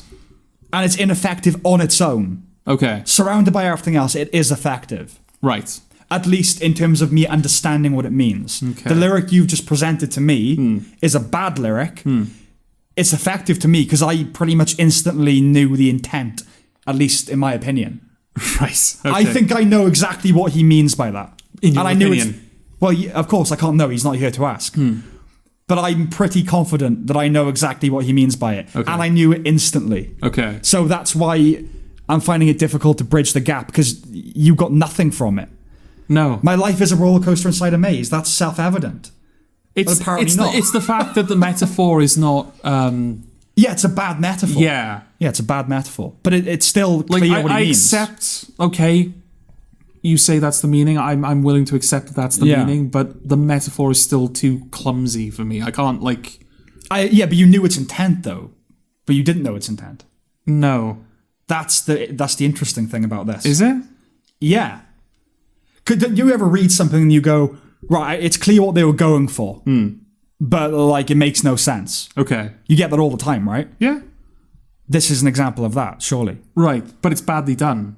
So I feel like whenever you say I knew what they were going for, implies that it was badly done. Well, right. I knew what you were going for. Okay, right. Implies. Oh, I thought you meant it was deliberately obtuse. No. Okay, I sort of through its obtuseness, I've gained something. No, it's like I don't know. You're reading a bad metaphor about death, and it's the lexicon is weak, and the metaphors are kind of cliched or whatever. You go, but I know what he's doing. I just don't think he's doing it well. Right. Okay. But you didn't get that gut level. Oh, I know what he's going for. Not really. That's the weird thing. I don't understand why it's weird. Because it's obvious. You say it's obvious. My life is a roller coaster. Yeah. Obvious. Yes. My life. No. I know what both of them mean. Then why did you? So you okay? What I'm trying to get at is that you had zero intuition about the meaning of that lyric. Don't be like that. What do you mean? Don't be like that. I'm just trying to get to the bottom of it. You're saying you had zero intuition. Not zero intuition. So what was your intuition then? My intuition was, I'm confused. That's not an intuition. I suspected I didn't know what was happening. Do you know what I mean? Yeah. If I just gave you that sentence, you'd have nothing would suggest itself. No, I could probably arrive at... Well, no, it's an intuition. Yeah. So it's instant. Yeah, arrive at an intuition. Okay. Arrive at implies that you're thinking it through. I'm just saying... I give you that. What's the first thing that comes into your mind? Right. But you didn't have that. Not initially, no. What do you mean? You can't have the delayed into it. That doesn't make any sense. I don't know what you're asking. It's like an instinct, isn't it? It's like an instinct. Yeah. Right. my instinct was like, okay, I'm picturing how that would look physically. A roller coaster, and then around the roller coaster is a maze. Yes. Why? But my life is like that. Yeah, my life is like that. Okay, what does that say? But you had nothing. No, because I was just like, that's a weird image. I don't get the image. You couldn't get past the image of it. Not what the words meant. Yeah. Well, that's what you're not supposed to do that. You're not supposed to picture the words as an image. Well, if they're imagistic, you are, yeah. Yeah, well, I think that is, right? Yes. Yeah. And then you arrive at what it means. Okay. Pretty instantly. Okay. Our relationship is a car crash. You think of a car crash... and then you know what it means straight away. Yes, but that's one thing. These are two things. Oh, you get my point. No. My confusion arose from the fact that those two images were not interacting. It was the same metaphor. Yeah. And yet both components of the metaphor existed separately. Yeah. So I was like, okay, well, is this one thing or is this two things? Well, it's one thing because it's a roller coaster inside of a maze. It's a roller coaster inside of a maze, but the maze and the roller coaster are not interacting. Well, one is in the other. So, Yeah, but so? But that's kind of an interaction, isn't it? Like there's a proximal Like we are in interactivity. Like we are in a house right now. Because there's no like you're spat out into the maze or like I'm not interacting with the house. Well, you're in it, aren't you? I'm in the house, but I'm not interacting with it. Well, you are interacting with it. You're sitting in it. Yeah, but I'm not like you're amongst it. Okay, I'm amongst the house. Yes. But that's the title of the episode. Amongst the house. I am amongst the house. I am amongst the house. Okay. Okay, all right, fine. That was a bad... No, fine. That was at the tiny temple level metaphor. Okay. I am amongst the house. Yes. Therefore, I am interacting with the house. In a sense, yeah. In a sense. Yeah. The maze, like, what I am picturing is a roller coaster, and then around the perimeter of the roller coaster is the perimeter of the maze. So, give me that paper. Let me draw what I see. No, because they won't mean anything to the audience. No, but I'm not talking to the audience right now. I'm talking to you. You draw it, right, and like talk as you do it, and I'll explain what you present to me. Okay, all right. Rustling a paper so it feels all analog and material. Yeah, okay, all right.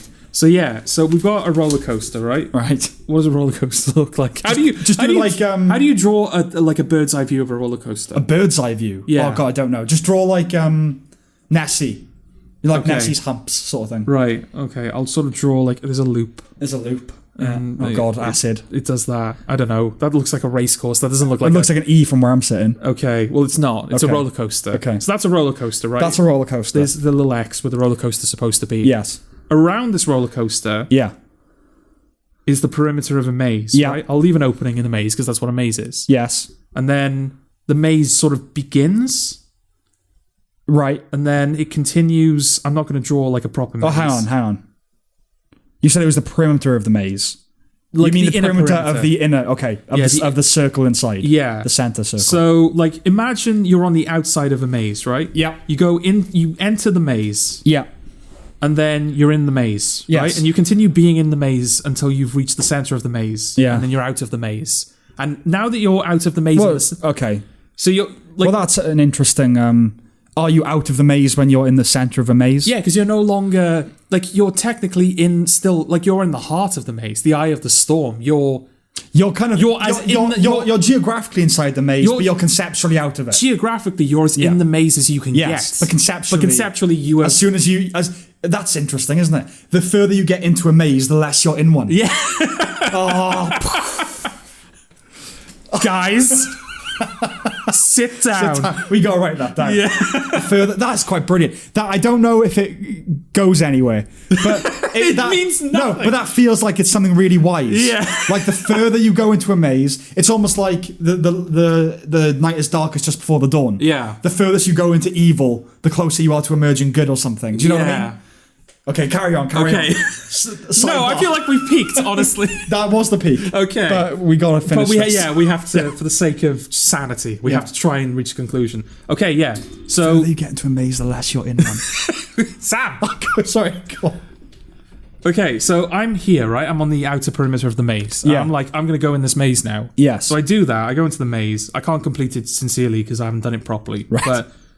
So ignore the bit where I walk through the hedge. Okay, cheating. No, I'm not. I'm just badly drawn a maze. Okay. So I go through the maze, right, and I've exited into the inner... I've passed through the inner perimeter. Yeah, you're in the second tier. I'm inside... The second circle of the maze. Yes. And in that second circle is a roller coaster. In the second circle? No, well, like... You're at the center of the maze. Yeah, that's like this... Yes, you're in the middle. That's the center of the maze, right? There's no more maze. There's no more maze. In that no more maze bit of the maze is a roller coaster. Yes. The roller coaster doesn't... The tracks don't go physically through the hedges of the maze. No. Or like through the gaps between the hedges in the maze. Yeah. They're not interacting. No. They are two separate entities. Mm-hmm. That was where my confusion arose. That the you have two components of the metaphor that are not interacting. Okay, well, give me the pen. Okay. Well, I think it's pretty clear what you drew, right? You outlined it. Yeah. My first imagistic instinct when I hear a roller coaster inside of a maze is also that. Yes. That it's distinct from the maze itself. Yes. There's a roller coaster and around it has been built a maze. Yes. Right? However, now that you brought up it's not interacting with it, you could have the track essentially going along the walkway. Okay. in that instance, the two components would be interacting. They're interactive, yeah. However, it does.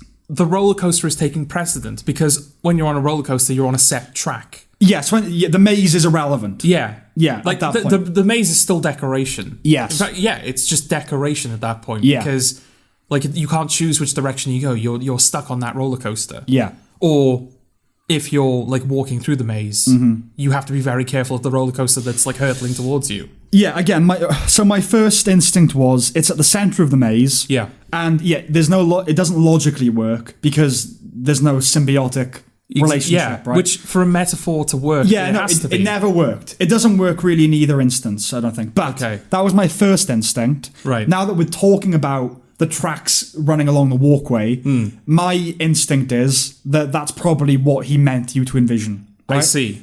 So, again, it's just hyperbole. It's like, not only am I on a track that I can't control, it's also in a fucking maze. I really don't know where I'm going. I can't even see where this track is going. Don't even know where I'm going. Okay. That works a bit more. Yeah, again, so it's still not a great metaphor. Because like if you're just on a roller coaster, you can see where you're going.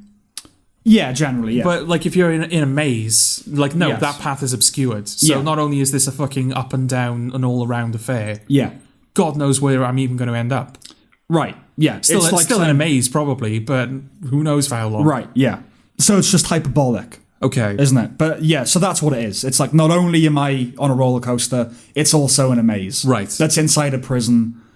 That's in a desert. Like again, it's just kind of inflating in a Chinese finger trap. In a Chinese finger trap, yeah. Or one of those weird Japanese boxes that you like have to pull a panel in a certain order. Yes. Which is a bit clunky as a lyric. A bit. Yeah, I'm sure they have a proper name that would be less clunky, but yeah. Inside the mind of a dying dog with Asperger's. Oh. Right? Oh no. Unrelated. Okay. It happens to have Asperger's and it is also dying. Oh right, okay. Yeah, it's not dying of Asperger's. I don't think you can die of Asperger's. No. But it's interesting because even as both our first impressions were identical, that it was a roller coaster at the centre of a maze. Which does beg the question, maybe, here we go, obligatory, interact for fuck's sake, audience. What was your first impression when you heard that? Yes. Because our first impression was identical. Was that, but like, even so, I kind of still got what he was driving at. Okay. But you didn't. No. This does lock in to, like, I think how we differ a little bit. Okay. Because you are a lot more technical than me. And so, like, the fact that it didn't work actually obscured your impression of what he was going for. Whereas I'm like, I got it. It didn't work. Do you know what I mean? That's not just as a writer, but generally speaking, I think you're more... abstract, I suppose. Yeah, you're more inclined to... Poetry. Yeah. Yeah. Like the whole thing with the leftovers, let the mystery be. You subscribe to that philosophy a bit more than I do. You're willing to have things not be explained to you, right, for the sake of poetic resonance. Or lyrics not make sense. Or lyrics not make sense. Like as long as it's creating a mood, or something. And I'm not opposed to that. No, you're just less that. Yes. Yeah. I kind of need my metaphors to make sense. Well, I prefer my metaphors to make sense. Of course, yeah. Sometimes I don't know. No, I know. The point is, this didn't make sense to me, therefore I didn't understand it. I mean, as a writer, if it was like I was collaborating on a song and I was presented with that lyric, it'd be, get out my face. Yeah. No, because I'm all for, when I'm writing, I do like things to have an internal logic to them. Actually, yeah. I maybe I should have got up the lyrics for the song, or should have written more of them down, just to give it a bit more context. Yeah. But the song's called Tsunami. Oh, God. Yeah. The tsunami through a roller coaster. Tsunami through a roller coaster throughout a maze. But like, I think even within the song, most of the lyrics are kind of like the tidal wave's about to hit me or something like that. Yeah, okay. Like it's building on the theme of a tsunami. Yeah. And now all of a sudden we're on a roller coaster in a maze. It's a badly written song.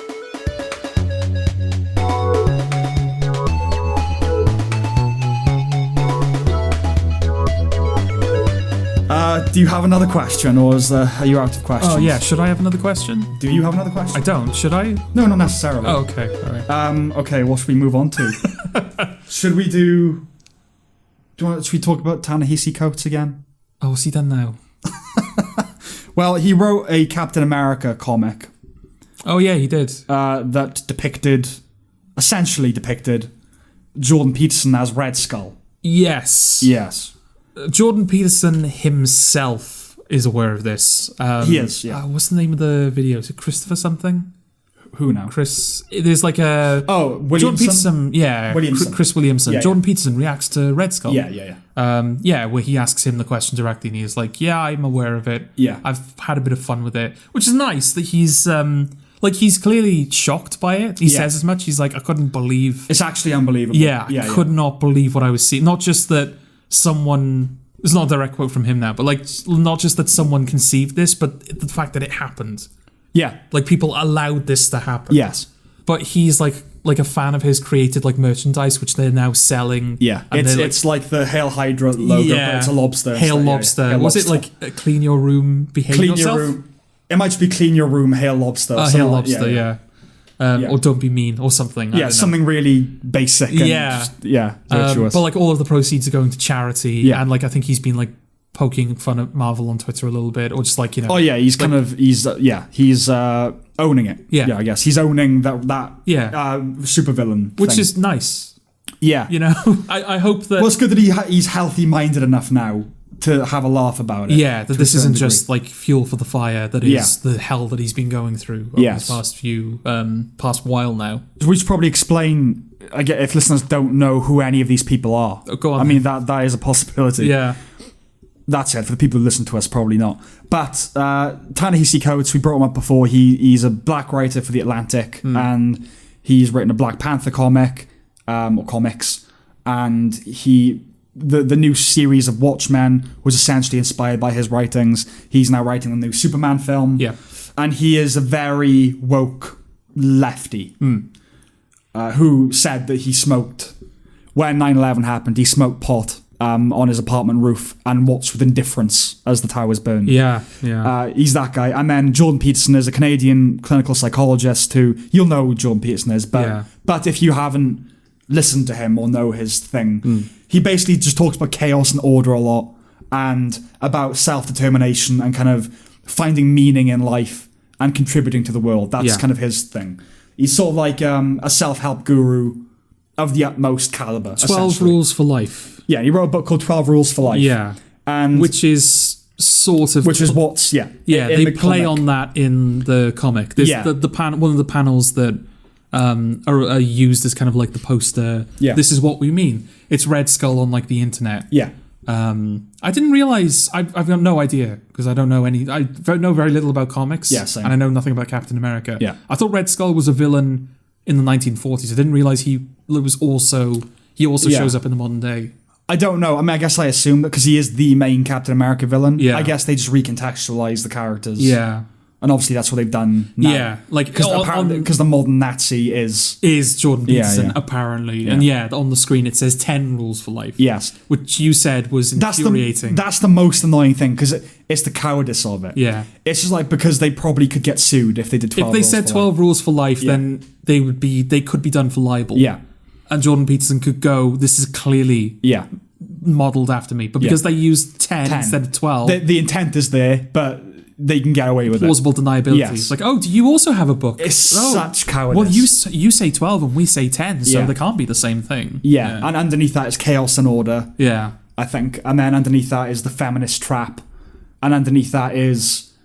Or like the wise words of Carl Luger or something. Basically a guy whose philosophies inspired the Nazis. Right. And then there's another bit of the comic where Captain America's talking to somebody and he says like, oh, we all need like something an icon, something to aspire to. Yeah. I found the shield, you found the badge, they found the skull. He tells them that the world is they're hard done by the world and they need to make a difference. Yeah, so it's clearly taking a pot shot at Peterson. So that's underhanded. The fact that they're being so blatant in the comparison, but like not blatant enough. It's that like, anything can be done. And they're behind a bulletproof glass. Yeah, exactly. You know what can you do, Jordan Peterson? Yeah. But the other underhanded thing about it is that Jordan Peterson's demographic, the demographic that he appeals to, typically is young men, right? Yeah, like young 20-somethings. Yeah, by his own admission as well. He's like, these young men... Like that, he's never aimed it at them, but that appears to be those are the people that seem to be listening to him, because they're the people who... Well, the white men are the ones who have been told constantly that they're the problem in the world. That's the thing. So of course, like we live in a society, Yeah. but we live in a world where like there's all this push for we need to hear black voices, we need to hear female voices. Trending on Twitter today was hashtag. Was it D? Oh, it wasn't destroying. Something whiteness. Oh, right. Deconstructing something like that. Right. Okay. Getting rid of whiteness. Yeah. And the whole. To be fair, it was mostly people saying this is blatant racism. Okay. But the kind of the sophistry of it is when we say whiteness, it doesn't mean skin color. Whiteness is an idea of how you conduct yourself. Okay, we'll get back. We'll come back to that. Yeah. Because we'll come back to that. I'll just as you talk, I'll quickly check what it exactly what it is. Oh, right. Okay. But yeah. Because there's all this push at the moment in the media, it's like we need to hear black voices, Asian voices, female voices. Yeah. Sort of simultaneously, there's this almost like suppression of, it's like men move out of the way. Yeah. Move out of the way so women can be heard, you know?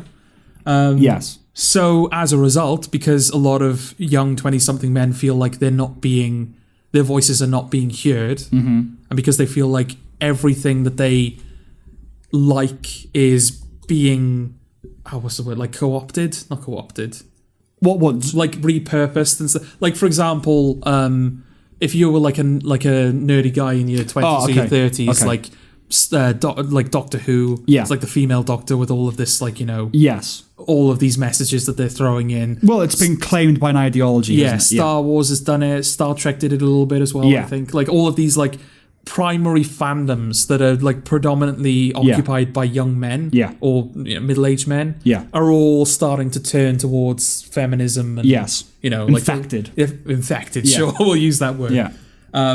So not only do they feel like they're not being appealed to, but it feels like the stuff that they like is being taken from them. And so Jordan Peterson, like, he's sort of filling that gap for them a little bit. Well, I mean, he's just telling young men, you do have a purpose. Life is better with you in it.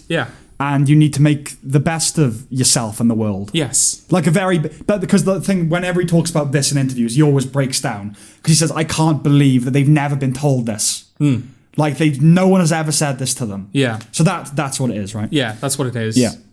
Were you about to say, because I was going to finish it's not trending anymore, but it was essentially destroying whiteness, or like okay. Deconstructing whiteness. So those men, young men, middle-aged men, whatever, that like Star Wars, that like Doctor Who, that like blah, blah, blah.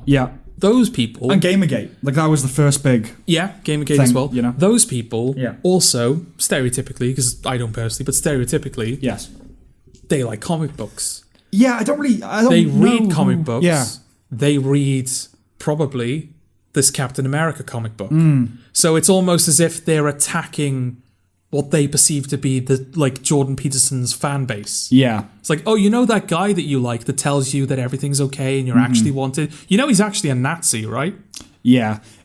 I mean, I don't know who the main audience... Because ideally it's children, isn't it? But I don't know... There could be an element to that as well. They could be sort of like, before they find Jordan Peterson... Before you're radicalised. Well, let's tell him that he's a Nazi. So that when they find him, they'll go, oh, you're actually like Red Skull. This is the really frustrating thing, because with Ta-Nehisi Coates, we quite liked Watchmen, the show, right? It had its problems. The ending was a bit flaccid. And the ending was rubbish, but not for political reasons. No. Just like on story level. Is it the 6th episode where it sort of tells the backstory of the first superhero and like he was actually black and it changes his backstory like that. That's the thesis. No, but I was going to say, like, if you are hating Watchmen for its politics, that's like the main thing, the zenith of the like, oh, how fucking dare you. Well, we love that episode. That was a great episode. We loved that episode. We didn't have a problem with the politics. No. It was the odd line that was annoying, but other than that it was a flaccid ending, which we didn't like. And Reza Aslan, he's a cultural commentator. He writes about Islam a lot.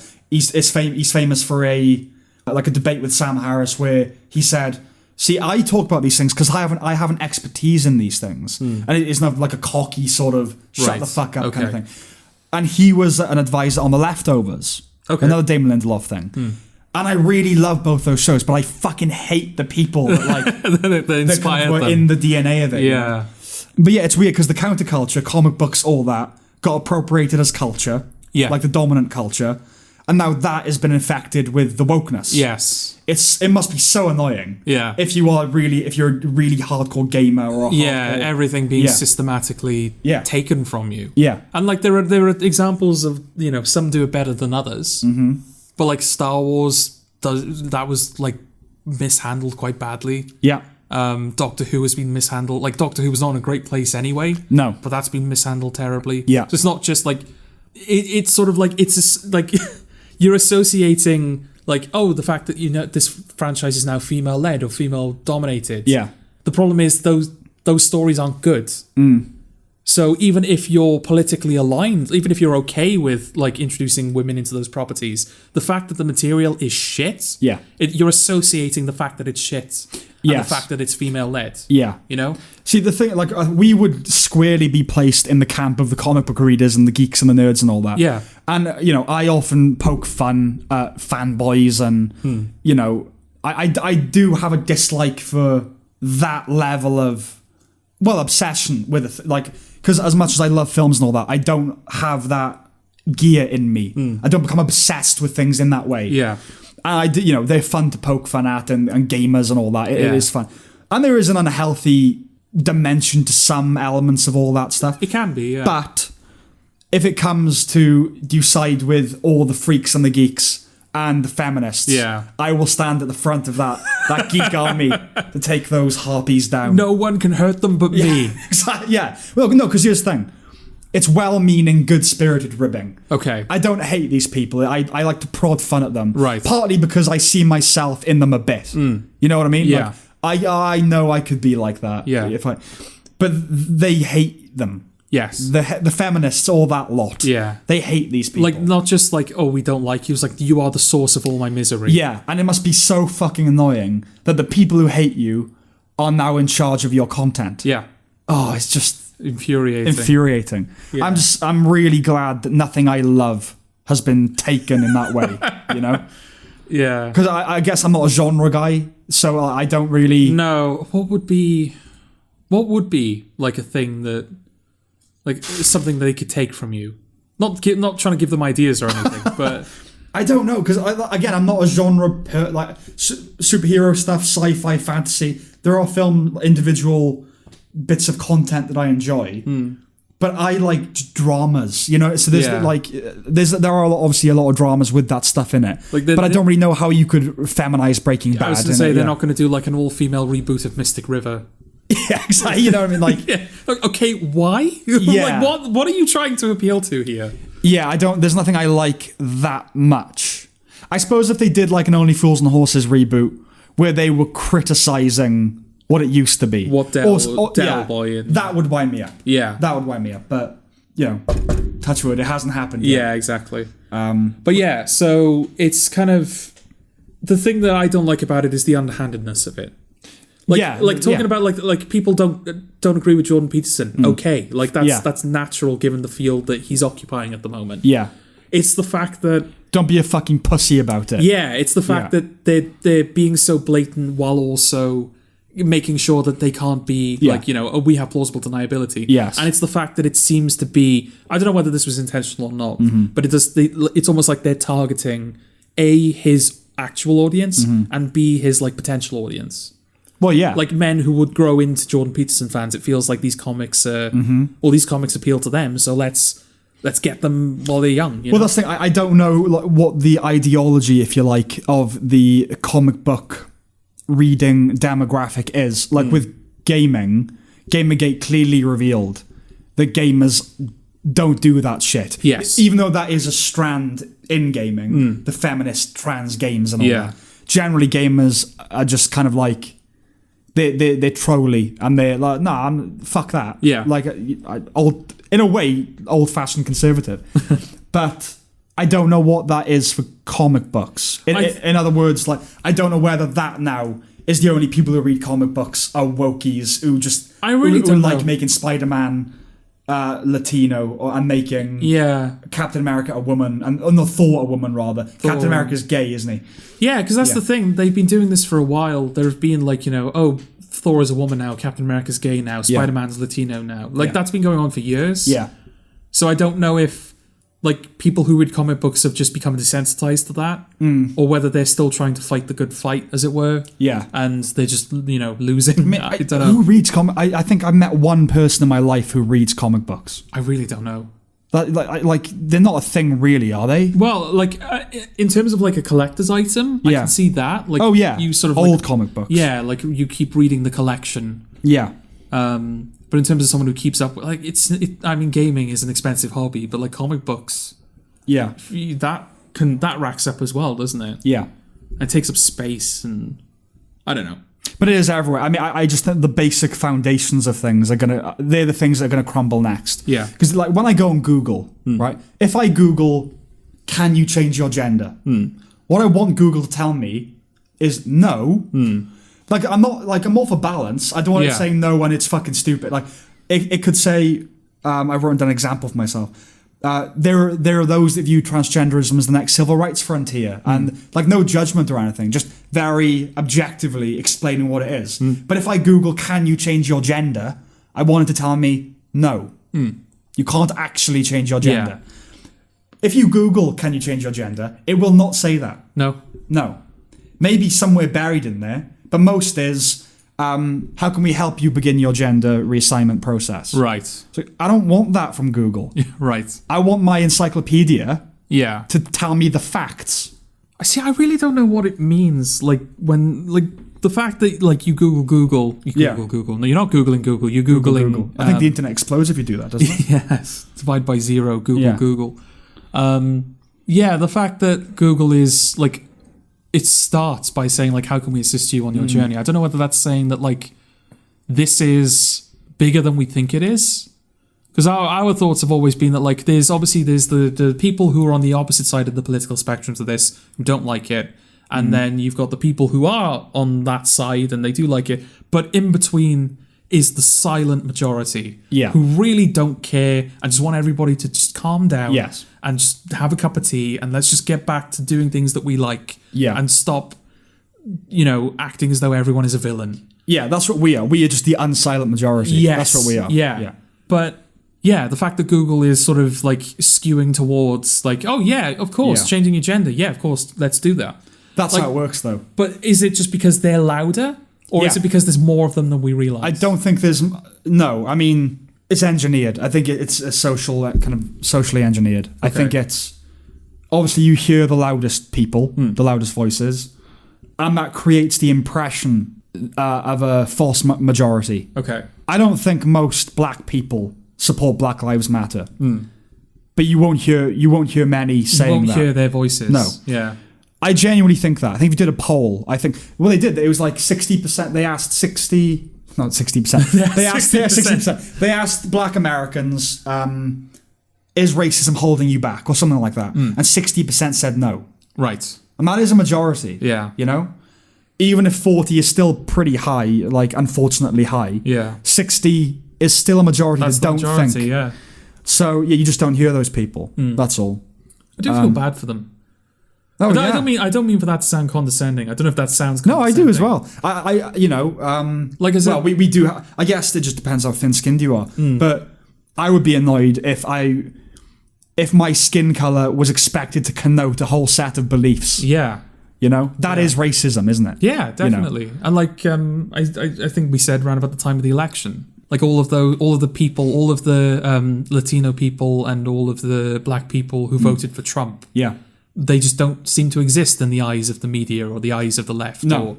Like, was it Florida? Like, there was a massive, like, Trump won Florida. Latino vote. He won Florida based on the Latino votes. Yeah. Like, so many people were in support of him. Yeah. And it was treated as, like, this freak anomaly. More minority, because obviously the headline was Biden, more votes for Biden than any other vote in human history. Yeah. But Trump had the second highest amount of votes in human history. Trump is, like, second on that chart. But not even that year, when he lost, he still had the second highest number of votes. No, I know, yeah. It's just because there are more people to vote, or more people do vote. But, and his vote was higher than the last time. And the only reason he got more votes was because more minorities voted for him. Yeah. Which is just kind of brilliant in its own way, isn't it? That Joe Biden, everything that was said about Trump over those past few years, and Joe Biden won on the white vote. It's so funny. The minority and the fact that they've had to keep building the wall. Genuinely. Right, okay. Yeah, they said, oh yeah, we're stopping that, and it's been such a massive problem. I didn't even know the war was going ahead. Yeah. Not like at the scale. Yeah. There is a wall being built. But like people are rocking up at the border with Joe Biden t-shirts. All right. Like, let me in, Joe. Hey, Joe, let me in. But yeah, and there are more children in cages, as that was the headline, than there were under Trump. Right. It's just all these ironies. It's so delicious, but the fact that nobody is eating them. No.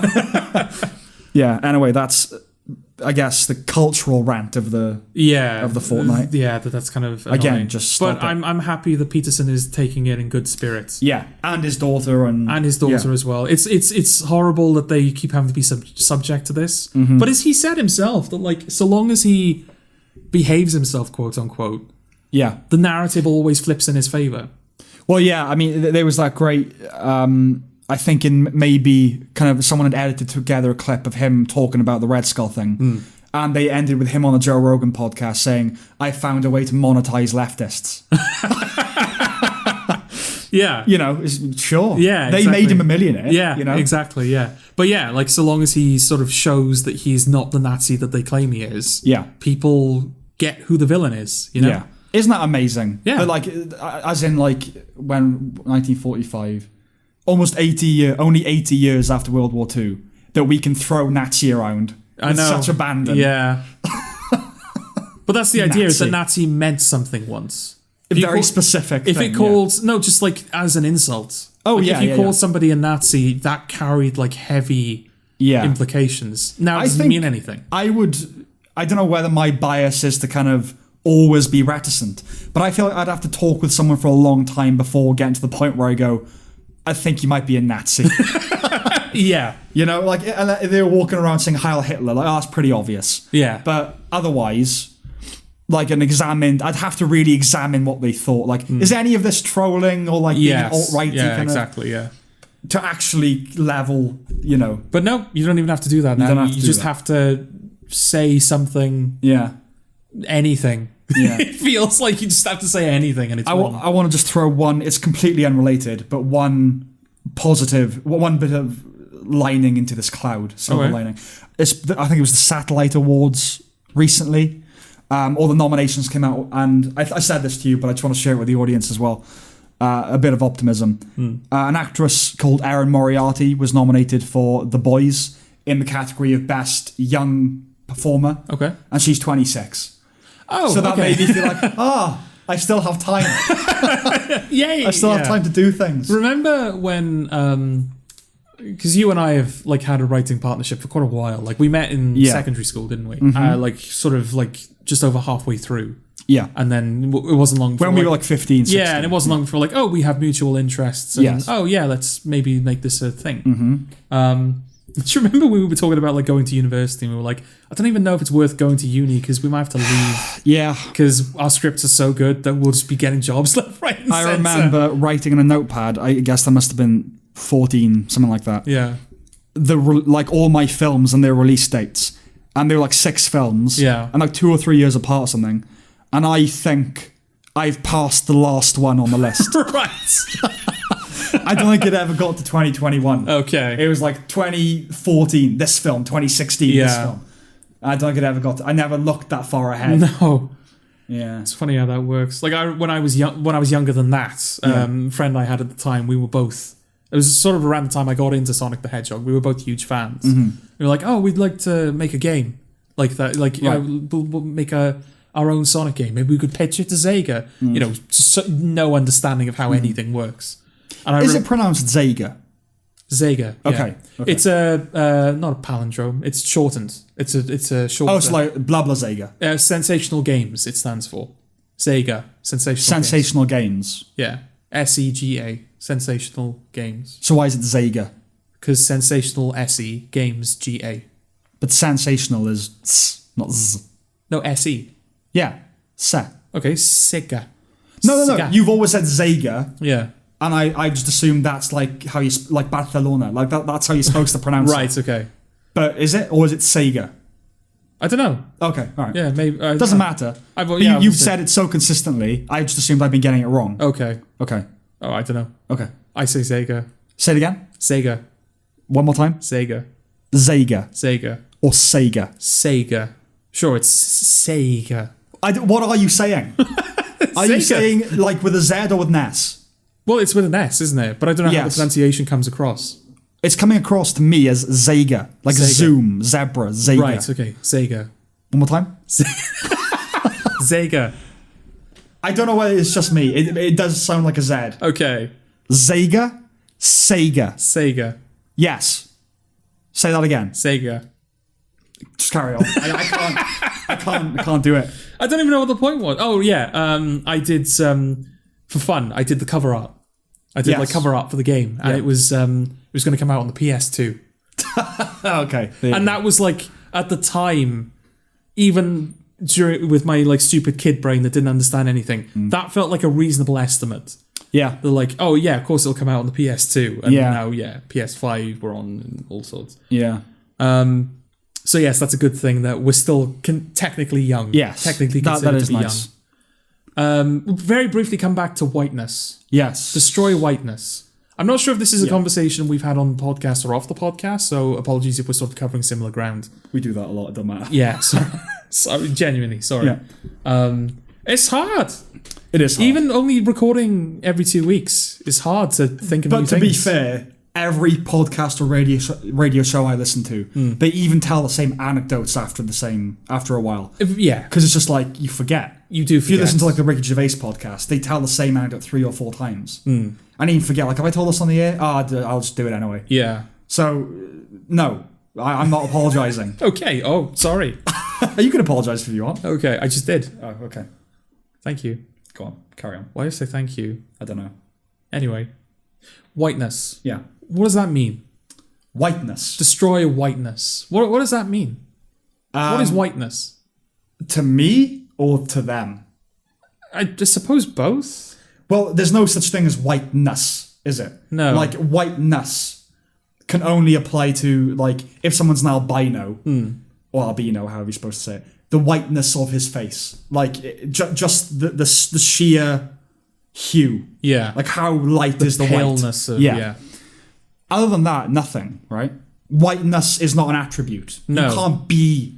You are white, you can't go and be it. Because, like, in the context... You can't verb white. No, you can't. Like, in the context of... But that's the thing, they verb black and verb Asian and women. And because, like, in the context of films, it's like, these are, you know, women's stories. These are black stories. These are Asian stories. Gay stories. Yeah. Which implies the existence of white stories. Yeah. What is a white story? Well, I suppose the argument would be, because we are the dominant demographic, everything's a white story unless it's not.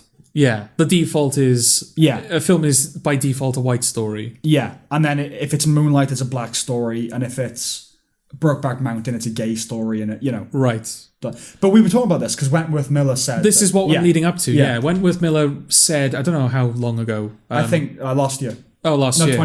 Last year. Yeah. Oh, right, okay. So, new news. Yes. Sure. But he said that he was not going to do any more Prison Break. Yeah. Because he's done doing straight stories. He's done playing straight characters because their stories have been told. Their story and told. What? Told and told. That's told and told, right, yeah. Told and told and Yeah. told. Yeah, like that. What is a straight story? Is that just any Same story? thing. Like, same as the white thing. Yeah. Yeah, I don't know what a straight story is, but we were talking about the apparent necessity of if you write a gay story, that means it's coming out or self-acceptance or prejudice. That's the thing, though. Like, does that mean that, like, if everything by default is a straight story, does it remain a straight story if a gay character is in it? Like, does a gay story just have to be like a guy coming out to his conservative parents? Yeah, that is the parameter of gay story. The monopoly on gay stories is how hard it is in some way or another to be gay. To be gay. Yeah. But like if they remade Prison Break and Michael Scofield was gay now. Yeah. Is it a gay story or is it a straight story that just happens to contain a gay character? Yeah, exactly. Like, because that's our ideal, but I think broadly, societally speaking, that is the ideal, isn't it? That like a character could just be gay and that's like, it doesn't mean anything. Well, again, it's the same as it has to connote a value. Like, if I was gay, the idea that I can only write gay stories. Yeah. Like we said, maybe, the kind of the slight bias is it wouldn't instantly occur to us to make a character gay. No. Or if we did, it would be for some reason. Yeah. Whereas realistically, the ideal is you flip a coin and go, I'm going to make him gay? Yeah, go on then. Yeah. Is this character going to be black? Yeah, why not? Yeah. It shouldn't Or matter. you just write a character, and then if at the casting stage... I mean, gay would have to be scripted, but in terms of race, yes. Like you get to the casting stage, it's like, oh, that like Asian actor is the best. He's the best actor. Yeah, let's just make the character. I don't think Asian. I've ever written any character where I pictured them being like they have to be this race. Obviously, my default is when I write the main character in a script is that they're me, basically. Yeah. So it's a white guy. But that's the impulse of a writer, not as a right-wing white Nazi. No, but like also, if you write a script, nor indeed as a casting. Yeah. So, it was not like, oh, I sort of pictured a white guy when I wrote it, therefore I will only allow white guys to... Yeah. No, I mean, he could be Asian, yeah, sure. Yeah, it might change one or two little things, but these things shouldn't matter, is the whole point. Yeah, and we live in such a melting pot culture. Do you know what, we say that, right? It's like we're 14. It's like we're in school going, oh, you know what? It's like we're all equal. But this is a novelty now. This is the thing that winds me up. It's like we're having conversations that you're supposed to have when you're in high school. Yeah. And you come to the obvious conclusion, racism's bad. Black racism against white people is bad. All the racisms are bad. Yeah. But just saying this, it's a novelty. And it is. It's infantilizing because we're better than this. We shouldn't have to be having these conversations. I don't even know if what we're saying is I don't even know if that's grounds to get us in trouble. Or what? Just the fact that it should be incidental. Yeah, it is. Yeah, but that's because the social goal. I've heard people say that yes, it should be incidental. It shouldn't matter. Why does a normal, quote unquote, normal story have to contain a straight white guy? That those roles should be filled by everyone. But I've also seen people say, but no, you can't. Just the fact that you're talking about it, you're not supposed to see. Well, you're not supposed to. The societal goal, right, was color blindness. Yeah, but now that is considered naive. Yeah. But it's only naive because people are telling people that it's naive. Yes. That's the only thing that... It is naive. Going around now saying, oh, no, it's fine, I'm colorblind, is naive because you've been prodded to think and think and think about race. I was reading a thing earlier and someone said, it might have been the Wentworth Miller story. Said, I remember watching films, Will Smith, it never once occurred to me. They're like, oh, do I prefer this actor because he's white or this actor because he's black or because they're gay or because it's a woman? Yeah. I never thought about it, and now I'm just being told to think about it constantly. Yeah, and but I'm also being told off for thinking about it. But Morgan Freeman said it on a show. They were like, "How do we cure racism?" Basically, and he said, "Stop talking about it." Yeah, just stop talking about it. Yeah, to me that old school white kids and black kids walking hand in hand. That is the ideal. It's the MLK I have a dream thing. I think that he got it right. Yeah. You know what I mean? Yeah.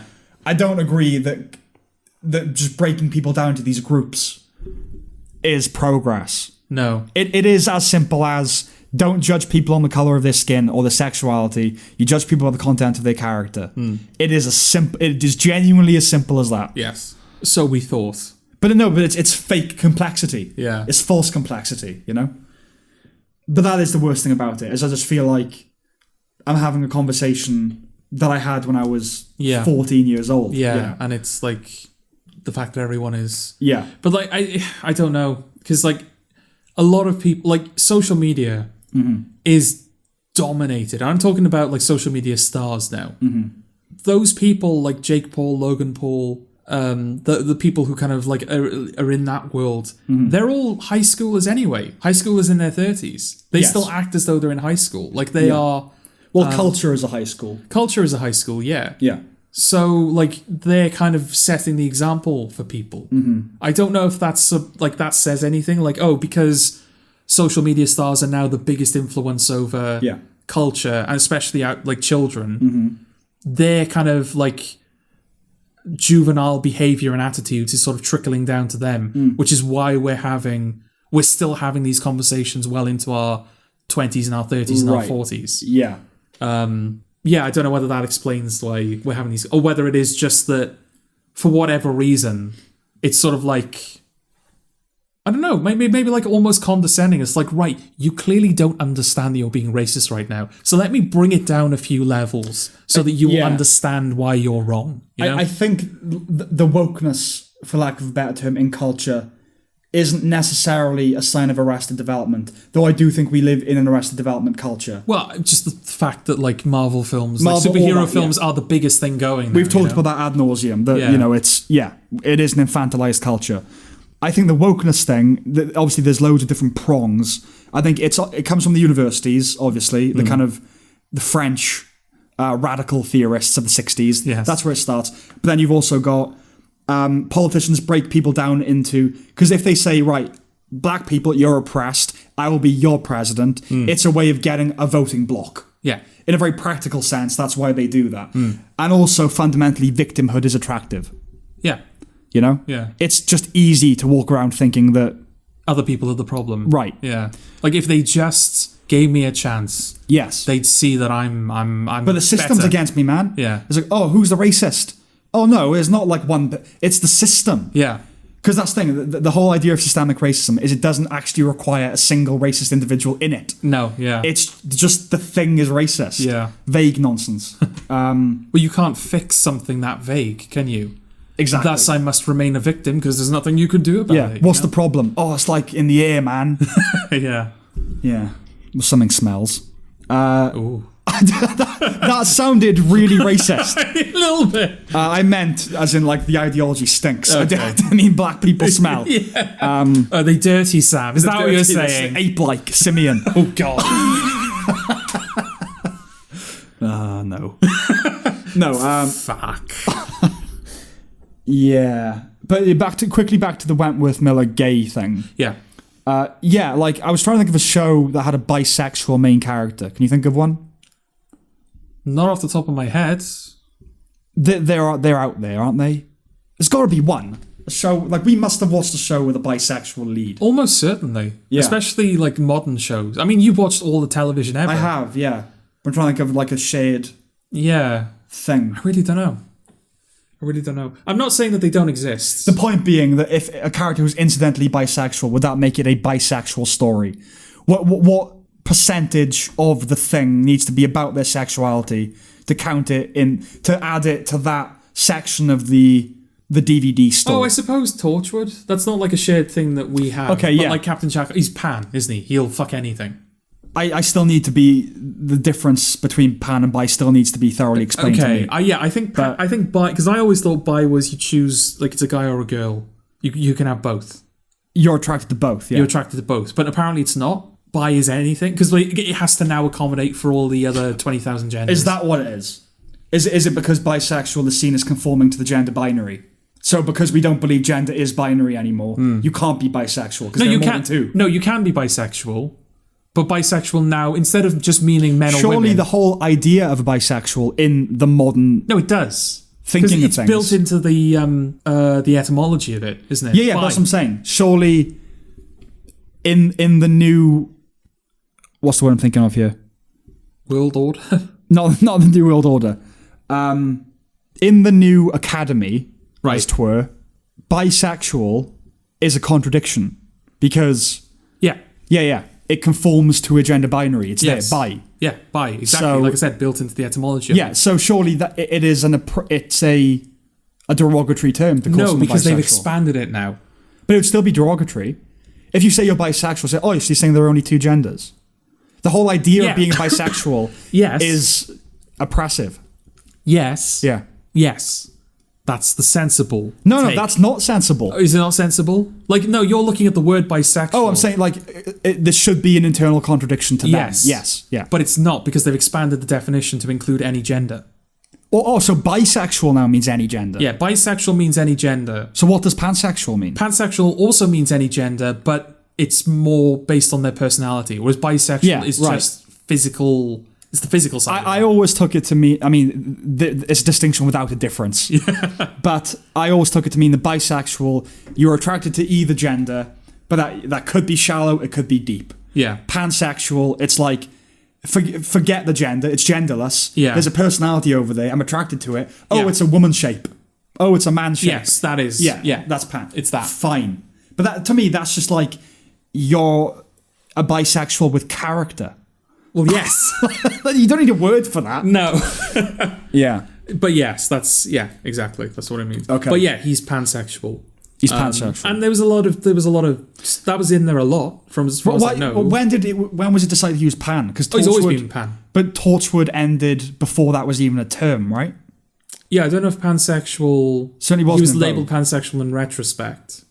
But like that character from the start was into everything. Right, okay. So it's not like, we've kind of imposed that on him after the fact. It's like, no, that is part of... So is Torchwood... It's part of that character, but it's not his only... That's not him. Yeah, it's just... Yeah, it's part of him. Yeah, it's not his identity. It's just a facet of So is Torchwood a bisexual story? That would be the question, wouldn't it? Yeah. Like, again, how much percentage of it needs to be concerned with that? Yeah. For it to end up in that section like, I don't think it's ever... There might be, like, a soapy relationship drama that comes from the fact that he'll fuck anything. Yeah. But even then... Does that make it a bisexual story? The episode where... Not the episode. I think it's the final season of Peep Show, isn't it? Jeremy is sleeping with a couple. Yes. Like both of them. He's sleeping with the woman and the man. Yeah. Is that season a bisexual story? There you go. Yeah. Yeah. It's not been part of the fabric of Peep Show... No, prior to that.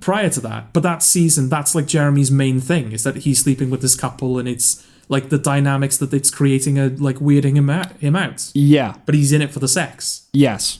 So, yeah, is it, like, is that a... Because, like, David Mitchell's story has nothing to do with that. He's dealing with his kid. Yeah. So, you know? So, but at least that's got it in it, as it were. Whereas, is Mad Max a straight story?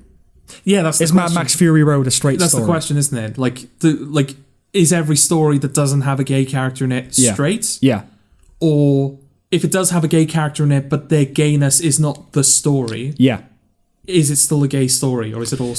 thing. If these people took a second to actually think about it, the whole thing would collapse for them. Because, this conversation makes no fucking sense. No, it doesn't. Yeah. Okay, let's put that to bed. We ranted enough. Are we going to talk, about Prince Philip? Oh my, nothing to say. Again, it just feels weird not to bring it up. Okay, this is our acknowledgement that he died. He died. Yeah. He died. There anything else to say? He died at the humble age of 99.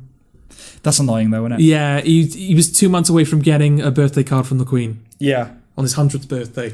What's your view, I know already, but I'll ask, on the people who celebrate his death? Oh, celebrating his death? Yeah. Oh, right, okay. Yeah, it's not... Why? Why does it matter? Patriarchy? Why is it... I don't know. Is it that?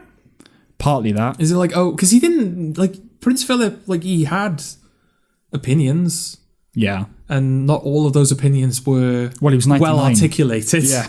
And a lot of those opinions were rooted in a society that no longer exists because he's been alive for nearly a century. Mm-hmm. The world a century ago was completely different. We had different attitudes and all that. Yep.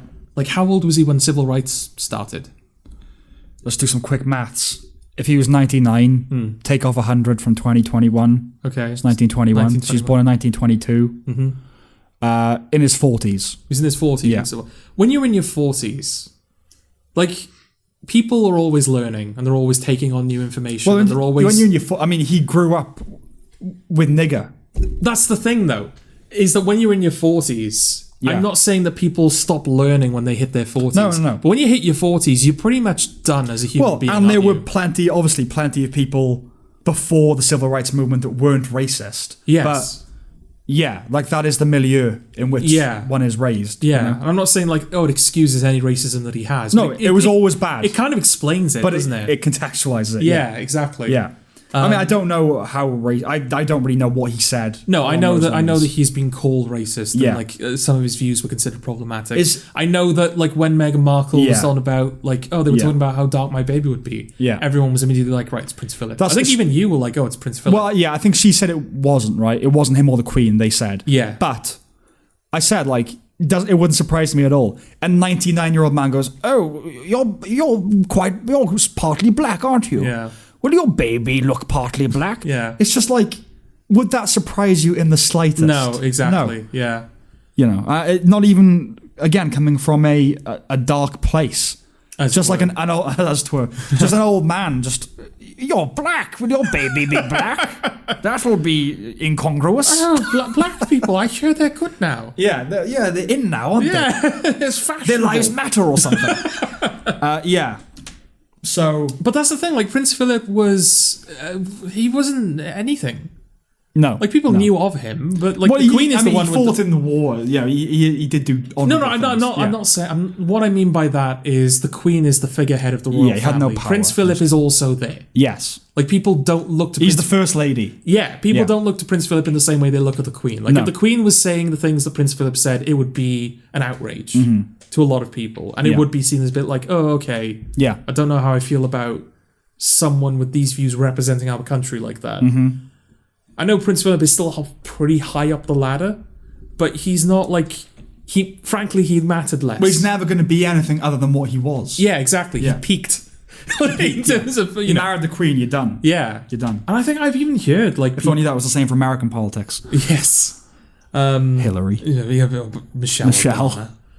But yeah, Melania. I guess. I don't know. Yeah, God, anything can happen now. Yep. But yeah, I'm pretty sure I've heard Americans talk about Prince Philip, and they're like, I didn't even know this guy existed. Yeah, I think when I was growing up, I knew about the royal family. I knew Prince Charles. I knew the Queen. Like, he came later. Yeah, you know about the people who are in line to the throne. You don't know about the first lady of the royal family, as it were. Yeah, exactly. Yeah. Yeah. So yeah, I'm surprised that like his death matters so much to these people that it's an event worth celebrating. It's like, a figurehead of the patriarchy is dead. I think it just comes from a place of, why are we even talking about it? Yeah. And I get it. Like, obviously, it's not... I get, like, there's been a lot of news coverage surrounding Prince Philip's death. To be expected. But it's still fatiguing. And it is fatiguing, but it is news. It is news. It is newsworthy of big reporting. News, yeah. It's big I know news. I just said, like, the guy who's, it didn't matter too much, but he is, like, He's part of the central national institution. Yes. It was newsworthy. And again, I get fatigue, and I get it's not really that. It's not a tragedy, certainly. It's a bit sad that an old man has died. When we say like, they shouldn't be celebrating. It's not like they should be mourning. Just like No, just like just the respect of R.I.P. Like that's that. I mean, the crux of it really for me, like the most important thing, was today. It was his funeral, I think. And it's today? I think so. Okay. And it's a picture of the Queen in black, obviously, and a black mask, surrounded by no one. Just on her own in the pew at her husband's funeral. Okay. And that has like surfaced as, this is coronavirus in a picture. This is what it's done to the world. And again, everyone was like, she's privileged. They think of all the people who have died. Like, the very fact that she's privileged is why the point is being fucking made. Yeah. Even the Queen. That's the point. Even the most privileged people are being affected. Yeah. The people who, by your own admission, are affected by nothing. Yeah. What's the use of showing one random dude? Yeah. Like surrounded by, Like Jerry down the corner shop. Yeah. Like, look how much it's affected Jerry. More like Javon. Javon? I think is what I would argue No, I didn't. I meant that he was like a customer. I didn't mean that he ran the place.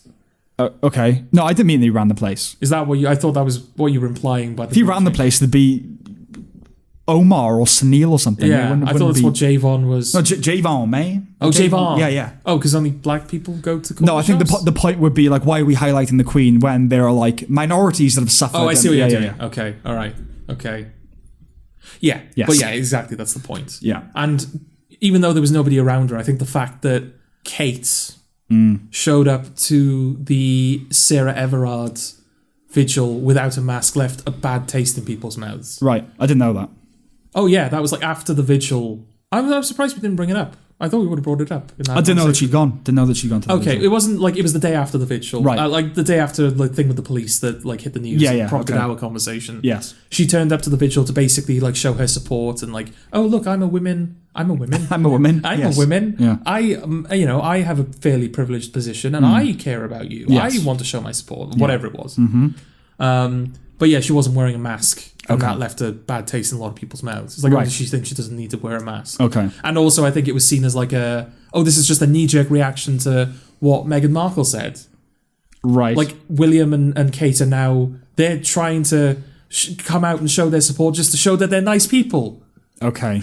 You know, It's kind of their job. Yes. It's their only job at the moment, is to do stuff like that. do stuff like that. Yeah, but yeah, so I'm wondering if that's why. Okay. They said to the Queen, like, you should probably wear a mask. I know. It'll just be you, your husband. Well, her age as well, you know. But she's been vaccinated, hasn't she? She was probably the first one, right? That's actually... No, just some random guy in the hospital. Yeah. That's actually quite counter thing, though. Really. Like, really, she shouldn't be wearing a mask. That's what we should be promoting now, really. Yes. If you get vaccinated, you don't Then have to wear a again, mask. apparently there's this, like, Indian strain. It is, at this point, it is a form of control. Because it is just like, in America especially, Fauci saying, wear 3 masks or whatever the fuck it is. Even after you get vaccinated, you still got to wear a mask. Yeah. I tell you what, after I get vaccinated, I am not wearing a mask anywhere ever again. Tell you what, I will take the risk of catching... I'm going to wear a mask, sneeze into it, take it off, and rub it in people's faces. I will take the risk. Do that. Obviously, don't do that. We'll get done for terrorism. Yeah, don't do that. I will take the risk of maybe catching the South Sudanese strand of the virus, you know. I don't care. I take a risk of catching flu, of catching one. I don't care. I wonder how much of it is just Stockholm syndrome at this point. Oh, there is an element of that. Like the fact that a lot of people are being vaccinated. Like over 50% of the country's been vaccinated. 67 last time. 67% has been vaccinated. And now we've got, like, there's that one particular vaccine that's in very, very rare cases. Yeah. It's causing blood clots. Yeah. And they're like, oh, we should halt all vaccines. And what was the statistic? Like, it was 7 in millions. You're more likely to be struck by lightning twice than to get a blood clot from this vaccine, and yet you want it to stop. Yeah. You know? Yeah. I wonder how much of it is just like, not like, you know, oh, we have to keep everyone indoors, we have to keep them controlled. It's just like, well, I can't possibly fathom the work that we have to do now that everything's returning back to normal. Yeah. We kind of need, like, all of a sudden I realised just how much recovery is required. You know? Yeah. But I don't know, my grandfather is like still, he's very kind of, the argument we always end up having is, a new wave coming in and we'll have to lock down again. And I said, there's only so many times they can do that. Like, enough people are just going to say no after, like, I'm not doing it again. Yeah. And I said to him, like, after I get vaccinated, I'm never wearing a mask anywhere. I'll tell you that right now. It's not happening. And he said, oh, you know, you get fined, you get arrested. I said, what if everyone decided to do that? Like, everyone said, I'm not going to wear a mask after. So they get the army on the streets. And you're telling me that if basically every British person said, I refuse to follow this law, they would just discontinue the law. There's only so much they can do. Yeah. You know? And if we get arrested, you said rebel headquarters at the start of this episode. After you get vaccinated, refuse to wear a mask anywhere. Oh dear. Come arrest me. It's like, what's the fucking point? What's the point? Yeah. You know? Anyway, Prince Philip, sad. People who are jubilating, go do one. Yeah. Should we do a film review then? Okay. Are we finally done with all the rants? I think we're done with all the rants. There were more rants than I was expecting there to be. Yeah. Good. Was there? So our target audience will like it, I suppose. Will they? Let us know. Okay. Right. Film review. Film review. Of what? Palm Springs. What was that at the back? Palm Springs. Oh no, sorry, I'll come to the front. Oh, Death, Palm Springs. Oh, I'm sorry, sir. Okay. Wait, you can hear me? I mean, what? So Palm Springs is a film that came out in 2020. For most people, but for whatever reason, the UK release was delayed, and now it's finally been released. That's our excuse for doing it now. Well, it's just come out. For us, yeah. I mean, like, because we are creative in the way that we watch things, we kind of, like, we get access to things as soon as they come out. Usually we delay reviews until the UK release date, though I think with Promising Young Woman and Sound of Metal, we just blanked. Yeah, and we just did those did it. anyway. Yeah. And I think, like, obviously Bad Genius, I don't know if that is ever going to come out over here, so... That's fair game. Yeah, that's fair game. But yeah, like it's annoying, isn't it? It is like annoying. We should be past this. We should be. Well, especially now, should be just kind of international. Because it's released. It wasn't even released in the cinema. It was released on streaming. Hulu. So why is it? Yeah. Why is it taken until now? I don't know. I don't think we get Hulu over here, do we? Because Hulu, every film they've released, has come out later here. Okay. So either on Amazon or whatever. Where's Palm Springs? over here? Is Well, that I Amazon? don't know, because I watched it. You watched it illegally? Yeah. Shame. I obviously did as well. No, but like, we'll see how it, It probably won't be released on DVD, though. Oh, I mean, I doubt it. okay. You liked it then? Well, I was going to say, it sort of occupies a similar place to me as Game Night, Okay. where it's kind of like slightly elevated lowest common denominator comedy. Yeah, okay. Like, Game Night is just like, it's all the kind of humor that we usually are like, Yeah. it's just a bit like, it's, Yeah. Gag reflex came from us being critical of American comedies where like the main source of humor is just explaining the jokes to you. Yeah. Andy Samberg, who is the star of Palm Springs, along with Kristen Milioti. good, because I had no idea who she was. Have we even seen? Have we ever seen her before? Yeah, she plays Patrick Wilson's wife in Fargo. Oh right, okay, yeah. Okay. I thought I was like, I'm not sure if I recognize. She's been in a bunch, but I think that's where you would have seen her in. Yeah. Okay, but yeah, Andy Samberg is one of the worst offenders of gag reflex. He is. I really, really don't like Andy Samberg. I generally, I'm 50-50. Okay. I can take him or I can leave him. Because I don't know. This is the thing. Andy Samberg is usually the same in everything that he's in, and I don't know how much of it is an act. Because the type of person that Andy Samberg portrays himself to be is the type of person that I hate. He doesn't come across like that in real life, I will say. It does seem to be a bit of a persona. Okay. It's an annoying persona. Yeah. I don't like him in Brooklyn Nine-Nine. No. He's the reason I stopped watching it. The Lonely Island, it's 50-50. Yeah, I like some of this hits stuff. and misses, yeah. I quite like him in Cuckoo, the first season he was in of Cuckoo. Okay. But yeah, like his film stuff, I just stay away. I don't like Pop Star, Never Stop. And I thought that was okay. it's okay, but he's doing that in it. Yeah, definitely. He's good in Storks, but I don't have to fucking look at him in Storks. Yeah, exactly. Okay, so in Palm Springs, I was going to say this. I think that's the reason, because Palm Springs, I would have watched this a lot earlier, but I think that's the reason I didn't, is because Andy Samberg. Okay. They're like, not only am I going to have to tolerate a film with Andy Samberg in it, but I have certain expectations as to what the type of humor is going to be. Yes. And it was sort of that, but like better. It is better than that, yeah. Yeah. Yeah. There is gag reflex in this. A bit of that. Like, he's having a conversation with J.K. Simmons in his back garden, and like he looks at his son, and his son is like watering dog poo, and J.K. Simmons goes, "My son's watering dog poo." That's weird. Yeah, there's that, but it's also well, the thing, it's script first, I think, crucially, isn't it? Yes, that's why it rises above that. Yeah, I don't like it as much as I like Game Night. No, but I get where you're coming from. With that comparison. Yeah, it's script first, and Andy Samberg reins himself in to serve the script, I think. Yeah, it feels like he's trying to. Yeah, he knows it's good. He knows it's good. Yeah, so I'm gonna try. Yeah, and when there was supposed to be pathos, there was for me. Okay, like when he's like everything slips away, and she's like, "What do you mean?" He's like everything. It genuinely like, oh yeah, like I didn't hate him doing that. You know what I mean? Yeah, that's the thing. Because my expectation, I know that Andy Samberg is not like Seth Rogen, Judd Apatow, like weed smoking, like that kind of guy. Yeah. He's wacky, isn't he? He's wacky, but like that was my expectation, because the premise of Palm Springs is they both get stuck in a time loop. Yeah, it's Groundhog Day, essentially. It's Groundhog Day. It's a comedy, like a lower common denominator comedy, where it's two people who are like young and wacky and irreverent, stuck in a time loop together. And I was expecting the Judd Apatow version of Groundhog Day, where it's like, oh, dude, we smoked so much weed, we're stuck in a time loop. Yes. Oh my god, we're stuck in a time loop. That means we can smoke more weed. Yeah. Just that. Yeah. And it wasn't that. No, the thing it's got going for it that I really like is the Samberg character starts knowing he's been stuck in a time loop for a long time. Yeah, that was the moment where I was like, okay, yeah, I'm liking this now. Yeah, it's about like educating another person on what it means to be. Because the film starts and he's doing the Andy Samberg thing, where he's kind of cocky and wacky, and it's like if like. I wonder how much, like, they probably didn't write the film knowing Andy Samberg was going to do it, but it does feel like it's sort of playing on your expectation. Yeah. Because, like, he's just, like, I watched it, I was like, he's just being Andy Samberg. And then, like, inciting instant about to hit. Yeah. Like, he's about to wake up again and it's going to be the same day. And no, he's already... Yeah, he's already, like, years and years into this time loop. Yes. He's, like, he's familiar with everything. Yeah. It's through the eyes of Kristen Milioti. Yeah. She is sort of the audience surrogate. Yeah. Like, this is the beginning of her time loop. Also, for me, the highlight of the film. Oh yeah, she was great. Yeah, I really liked her. Very good actress in general, but I liked her a lot in this. Yeah.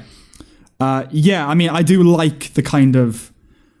There are occasional points where they prioritize a kind of tangent joke over what should be happening, but I do like a lot. So the one example, when he's talking about all the people that he's had a sexual encounter with, he's like, your dad? She's like, what? And then it cuts to them, he's like, what are we doing? I don't know. Yeah. I did think that was really funny. Okay. And so I like those little diversions. He's like, I'm just kidding, I didn't do anything with your dad. Yeah. But yeah, no, it was a bit of a pleasant surprise, because I expected... Because obviously he was getting all these comparisons to Groundhog Day. I'm like, you're setting me up to hate it. Yeah. You know, because Groundhog Day is such a good film. Yes. Such a well-written film. Yeah. But no, I liked that it had that edge, that he knew what was happening. And it's pretty exhaustive in all the possibilities of that world. Yeah, like it's 90 minutes long. Yeah. And it's done by the end of those 90 minutes. Yeah. There's nothing left to do. Yeah, because that's the benefit of him knowing, like, he knows what doesn't work. Yeah. It's just like, oh, maybe do this. He's like, I tried that. Yeah. It's like, oh, maybe if we do like a really virtuous thing, he's like, oh, I haven't thought of that. Yeah, that hasn't exactly. occurred to me. Yeah. And I like this never explained. You don't know what the hell's going on. Yeah, that's good as well. Just a cave. And if you go there... magical cave. There are dinosaurs, I guess. At one point, there are dinosaurs. Yeah. What do you think? Because they show up at the end. Spoiler alert, they get out of the time loop. Yeah. And the dinosaurs show up after they've exited the time loop. Do they? Yes. It's the final shot of the film. Is it? Yeah. It pans up to the horizon. It pans out. And the dinosaurs. And there are dinosaurs on the horizon. That's interesting. So what do you think's going on there? I don't know. I can't say I noticed that. Okay. Oh, really?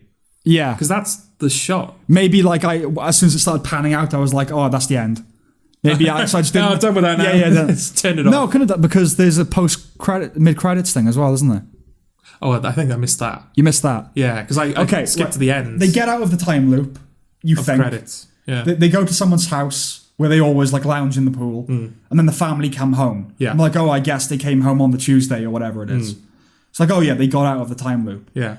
The mid-credit scene is J.K. Simmons bumping into Andy Samberg at the wedding again and talking to him like he knows him, and Andy Samberg doesn't recognize him. And then J.K. Simmons knows that it worked. Because I think she sends J.K. Simmons a letter explaining... Oh, okay. And he's like, oh, and he smiles, and that's how the film ends. Okay. So I think they do get out, but I don't know what the hell the dinosaurs are meant to imply then. Hang on. That is strange. Oh, no. Okay. And I was trying to work out the physics of Andy Samberg suddenly not knowing J.K. Simmons. Yeah, I don't know what that means. Yeah. Well, like, that world just has those characters, and, like, it replicates when they... No idea. Because they came out of the time loop with all the memories of them being in the time loop. Yeah. But maybe... I don't know. But maybe, like, because they've come out of the time loop, the day that... Yeah, because the day that J.K. Simmons is experiencing is the first version of that day. Yeah. So the Andy Samberg that exists on that day is the first version of Andy Samberg, who doesn't know that he's about to enter a time loop. Yeah. Okay. I can sort of figure that out. Yeah. I don't know what the dinosaurs mean. No idea. Because they show up in the time loop. And Andy Samberg is like, okay, that's new. That's new, yeah. I don't know, is it like, it's not literal? I mean, it would be a weird thing to do, but is it more like a poetic thing? Because obviously, it's when they basically fall in love with each other. Yeah. And they see the dinosaurs. And he's like, oh, novelty. So is that just at the end, like the dinosaurs are just an emblem of their love? So they're not actually there. It's just like a commentary on what's going on. Okay. But that would be weird. That would be weird. Like, that would be beyond the film that I saw. Yes. To do that. Yeah. So, I mean, I quite like it if that is what it is. Okay. But also, it's also like, if it's the last shot, that's a twist. Dun, dun, dun. Yeah. The dinosaurs are there. They're still stuck in the loop. But they wouldn't be, would they? Why are the dinosaurs in the time loop? I don't know. I don't think it's ever explained. Because if the dinosaurs are stuck in the time loop, they would have to have entered the time loop on the same day that Andy Samberg and they all entered the time loop. Because like the dinosaurs being there is like the first sign that it's not just a loop. It's like there's other stuff going on. Yeah, like time distortion. Yeah, well, there's like a cosmic agent doing this. Yeah. You know? So I have no idea. Okay. Maybe there's probably a few essays written on what do the dinosaurs mean in Palm Springs. Maybe. So we should probably read up after doing this.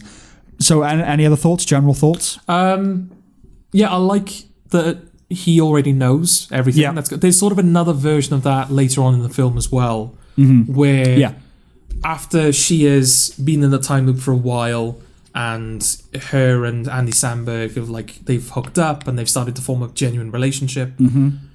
She wakes up back in her hotel room, as she does every single day. And it should be said that the foundation of this is that they're all attending a wedding. Yes. It's, what's her name? Kristen Milioti. Kristen Milioti. It's her sister's wedding. Yeah. Andy Samberg is dating one of the bridesmaids. Yes. That's how they're both there. Yes. And she wakes up after having slept with Andy Samberg with this sort of glow of I feel in love. And the groom walks into the room. And it's clear that the night before they slept together. Yes. So every night, every day, every time the time loop resets, she is waking up in the bed of her sister's soon-to-be husband, having just slept with him. Yes. And that comes at 40 minutes into the film. Yeah, it's like something a twist. Yeah, and there are actually allusions to this earlier on in the time loop. Yeah. Her looking kind of guilty when they're giving their vows. There's during one of the loops, she whispers something to her sister that upsets her. Yeah, and it's clearly that. And that's her trying to do something genuinely selfless. Isn't it? Yeah. Informing her your husband is not faithful to you, and the script doesn't feel the need to explain everything to you straight away. It lets things unfold naturally, and that's one of the strengths of it. Yes. Is that it doesn't feel the need to explain things, and it knows how to pace itself. Yeah. It's a very well-paced film. Very well-paced. Very well-paced. Yeah, and again, it's exhaustive. I can't think of what more they could have done, really. No, yeah. It's dying, they deal with that. You die, you just wake up. If you try and leave, he says, I went to Equatorial Guinea or something, and nothing happened. J.K. Simmons, he plays a guy that Andy Samberg pulled into the time loop on accident, or kind of not realizing the implications of it too. Yeah. That's how we sort of find out something is amiss. Yeah. Because he's gone to hook up with her, and then all of a sudden J.K. Simmons shoots him with a bow and arrow, and you're genuinely what? I gotta say, her reaction to that was the first, she's really good in this, because you never see a genuine reaction in films to stuff like that. Yeah. So I was like, what? But she's like, what the fuck? What's happening? Jenny freaks. I was like, that is an appropriate response. That's how you would react to someone you're about to sleep with. Yeah. Getting shot in the fucking back with an arrow. Yeah. Yeah. But he goes to visit J.K. Simmons at one point, who has long since accepted his fate. Yeah. Because that's the threat at the beginning of the film is J.K. Simmons will occasionally show up and try to kill me. So he, having lost, they fall out. Not him and J.K. Simmons, him and Kristen Milioti. What's her character's name? I don't know. Okay. Oh, Sarah. Niles and Sarah. Niles and Sarah, yes. Sarah, okay. Yes, Sarah. So, Zara. Zara. So him and Sarah fall out. Therefore, as a result, she makes a point of going off and doing her own thing. Yeah. At that point, the narrative kind of splits.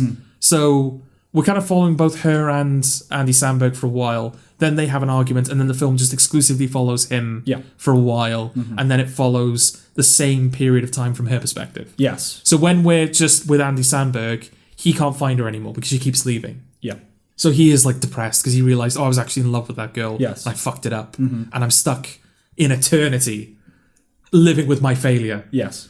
So he goes to J.K. Simmons' house to basically be torture me, kill me, I don't care. Yeah. And J.K. Simmons just look, I've just accepted that I'm just going to live in this time loop with my family, captured in amber, as it were. My daughter will always be young and, everything like that. That's good, but he also says, but I'll never walk her down the aisle. But there's a tragedy to it. They're good at pulling the tragedy out of the situation as well. But he says, after you ran me over with a car, because whenever they die and whenever they fall asleep, the time loop resets. But hypothetically, if you don't fall asleep, the time loop won't reset. Yes. Because he says, I was taken into hospital after you ran me over, and they kept me awake. Yeah. Because they were worried I would fall into a coma, implying that he was awake for days after the time loop is supposed to reset. Yeah. So it's good. It has it's obviously the Groundhog Day comparisons are inevitable. Yeah. And I don't think the film cares that much. No. There's no I don't know if you ever did a Sam's Lexicon on this, but when a film is paying an homage to something and they include references to that. So for example, I know what you mean, yeah. The first one that comes to mind, I think there's a film called Nope, no idea what it's called. Okay. But it's a time travel film. Yeah. And Michael J. Fox is in it. I know the one. As a reference to... It's the black time travel. Yeah, I can't remember what it's called. But yeah, it's a reference to Back to the Future. Yeah. So it's like, we're paying homage to Back to the Future. Maybe the film should have been called Black to the Future. Of course it should have. But yeah, we're paying homage to it. So we're going to introduce Michael J. Fox. Yeah, there was a word for that. Yeah. But that's legacy casting. Legacy casting. Yeah, okay. but that's not like... That's not actually referencing... It would be like him going, like in the movie Back to the Future. Like, yeah, I know what you're saying. Yeah, there's none of that. There's no reference to Groundhog Day in this film. No, I mean, other than kind of swatting away that is where we're going to go with it. Yeah. Like, when she says, oh, maybe it's doing something virtuous, and he's like, no, thought of that, it's not that. So it's kind of differentiating itself from Groundhog Day. Yes, so yeah, the point is, like, the Groundhog Day comparisons are inevitable, but the film still manages to do its own thing with those rules. But I like that as well. I like that there's no poetic way out of the time loop. The only way out of the time loop was for her to basically learn how quantum physics work. Yeah. She puts the time to good use. She learns, like, the physics of what's happening and basically... like explodes them out of the time loop. It's like a scientific, practical solution. Do you not think, though, I mean, that is, in a good way, the film having its cake and eating it? Because I would say that's not what it is. It is the fact that they admit their love for each other. And she says life would be slightly less mundane if you were in it. Oh, and then they blow the thing up. So it's having its poetic and its logical cake, which I'm fine with. But I don't know that her knowing quantum physics is actually what... The film does have that poetic logic to it. Okay. So. But that's the thing, like, by having that poetic logic, you're sort of implying the presence of a higher power. Well, there almost certainly is, isn't it? But there's some higher being that is contriving a time loop to make sure that these two people end up together. Whereas if, like, the solution is, I just have to blow up the time loop, there is no higher being. So it depends which one. It depends which one the film wants you to invest in. I would say that the whole idea of a time loop in Groundhog Day and this implies a being behind it. Okay. I would say. Okay. Because it's such an artificial construct, but you're just not meant to think about that, really, are you? It is what it is. And what do you think of its conclusions? Because obviously the whole film, it's an existential Camus, Kierkegaard absurdity thing. Yeah. Groundhog Day, I can't really remember. I know obviously he's in love with what's her face? Yeah. Is it raining? I hadn't noticed. What's Andy McDowell? Yes. And he's pursuing her, and ultimately they get together when he's no longer interested in her. When she's not the object of his affection. Yeah. She's like, oh, do you want to have a coffee? He's like, yeah, we can, but I got to go do something now. And that's when she falls in love with him. And I think that's what breaks him out of the... Yeah, I think it's him acting, like, basically solving everybody's problems. That's what selfless. breaks him out of the time loop. So, I mean, what do you think of it, on a thematic commentariat level? What do you think of the author's point of Palm Springs? Well, it's a practical solution they use rather than the poetic one. So if in Groundhog Day it's saying that the solution to mundanity, because the whole thing of absurdity, right, with like Camus, the myth of Sisyphus thing, is, I think he said one must imagine Sisyphus happy, because he's always achieving his task. And okay. Yes, the idea is life is absurd. And I think it was Camus. I'm trying to think back to when I was like 17. Like when faced with the absurdity of life, you have three options. You can either go to religion, which is false, kill yourself, or accept the absurdity. Okay. And one should accept the absurdity is the whole thing. In Groundhog Day, if the answer is escape from mundanity, essentially, the solution to life is being selfless. What's Palm Springs? It's just about finding someone to go on the journey with, I don't know, because, like, Sarah... I'll just remember it by a character name now. Sarah... I mean, that's what you should be doing anyway. Yeah, I suppose, yeah. That wasn't like a tacit... Like, I know. Oh, I don't, I only think of them as the actors. The performances were so bad, I can't even remember the characters. Like, no, it's good. They're good on both fronts. Yes. And J.K. Simmons is always a laugh. He is. So it's good. It's good to... He's not in it enough for me, but he's in it as much as he needs to be for the story, so I'm not going to complain too much. But yeah, Sarah learns... Sorry, she's reminded me of something. I like the...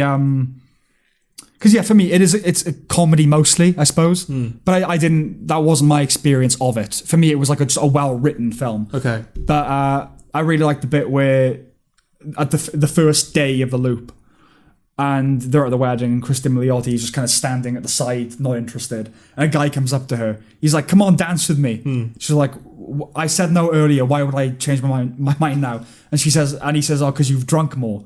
And she says, "You can't say that to me, dude." Yeah. And then just the way he says, "Don't judge me," and he just does a weird little dance move. And he just goes on to throw. I love that. That's brilliant. I don't need a lecture right now. I don't need a lecture right now. Yeah. No, it has its moments. It does. It does have its moments. Yeah. So carry on. So it's Sarah. Yeah. Yeah, she kind of learns her way out of the loop. Like, she puts her time to good use. Which, given that she was a waster before, like she was an alcoholic who slept around and she was a bit of a disaster. Yeah. Had no direction. Like learning quantum physics and exploding them out of a time loop. Yeah. That's like a complete turnaround for that character. She's putting her time to good use. She's making something of herself. Yeah, I think ultimately it's saying that there are many ways. Yeah. There's more than one way to escape the cycle of banal life. But also, like, you could see it as well as, like, they both... Like, Andy Samberg is irreverent. Yeah. Like, that this time loop has made him cynical. Yeah. Just like, nothing matters. Well, he makes himself vulnerable, doesn't he? Yeah. And, he makes himself vulnerable and confesses his love for her. And she's like, I'm genuinely willing to give this a chance. And she pulls her socks up.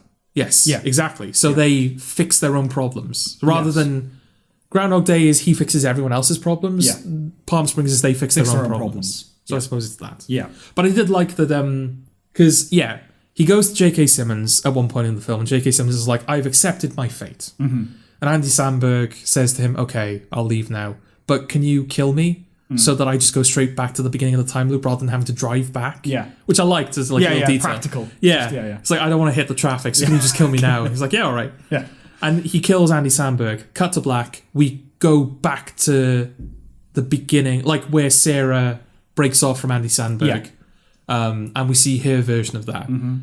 Obviously framing it as like she is going to find a solution. Yeah. A way to get out of the time loop. And I was worried that the final gag, the final punchline of the film is that she finds the way out of the time loop on a day where Andy Samberg gets killed. Oh, so he stays dead. Yeah. So I'm glad that didn't happen. That would have ruined everything. It would have. Yeah. But I thought the film was... I'm not saying... Like, it wasn't cynical. It wasn't a cynical film. There was cynicism in it, but that's cynicism that the characters grow out of. Like when he said, I am the Antichrist. Yeah. I'm just kidding, there is no God. Like, I would actually... The situation he's in is closest thing to proof that there actually is. Yeah, if there's not God, there's something. Yeah, there's something to it. Yeah, but... Yeah, no, it's not a nihilistic film. No. Speaking of... Oh, no, we'll wait. Oh? We'll wait. Because I was going to say about nihilistic films, Dawn of the Dead. Oh, yeah, we're not going to talk about Snyder yet. We won't talk about that. No, okay. Nice little spoiler for... That's one opinion that I'll give. Well, it might be next episode. It probably will be. Given how far we're into his filmography and the rate at which we're watching them, we'll probably be done by the time we're recording. It'll be the next episode. Yeah. But yeah, I'm glad they didn't go in that direction. Yeah. Because, I don't know, I was worried that, like, it's a comedy, we have to do, like, an unconventional surprise ending. But I was fine with the fact that they went with the conventional, like, they confess their love for each other, they end up together. Yeah. It's like, I'm happy with that. Yeah. I'm happy with this. This is, like... The way it's resolved itself, the way it conducted itself. Yeah. It's good. It's fine. Yeah. It's an incredibly easy watch. And I think the Rocky rule, wouldn't have worked in this film. If the Rocky rules, they're happy, but they have to be stuck in this place forever. Yeah. Because that would have been another kind of easy thing to do. Is, look, it doesn't matter, right? Because he does try to do that, doesn't he? Yeah. He doesn't want to leave at one point. If it'd been, look, we have each other. It doesn't matter. We can be here forever. I would have hated that. Yeah. Like, no, it should be the traditional, they get out and they're happy and that's kind of that. Yeah. I mean, I had no notes for this film. Oh, okay. But I liked it. Yeah. I liked it as well. Yeah. Good. Yeah. Nice, easy watch. You'll have no problems with it. It's not going to take up most of your afternoon like Justice League would. It's the right level of... It requires the right level of thought. It's a breezy watch with a bit of food for thought. Yeah. It's not too heavy. I think it's hard to hate. Oh, it's hard to hate. You probably like it whoever you are. And that's coming from someone who really doesn't like Andy Samberg. Yeah. Like, I completely tolerate him in this. Yes. That's that then, I guess. That's Palm Springs. Go watch it. Palm Springs. And that's everything. Unless you've got anything else. No, I don't. You really don't? No, I really don't. Okay. No, it's just because I looked at the time, like how long we've been going. Oh, I see. Okay. It's like, no, it's all right. We're done. We're done. Yeah. Yeah. Okay, then. Okay, fantastic. That's that. See you in a fortnight. See ya. Bye. Bye.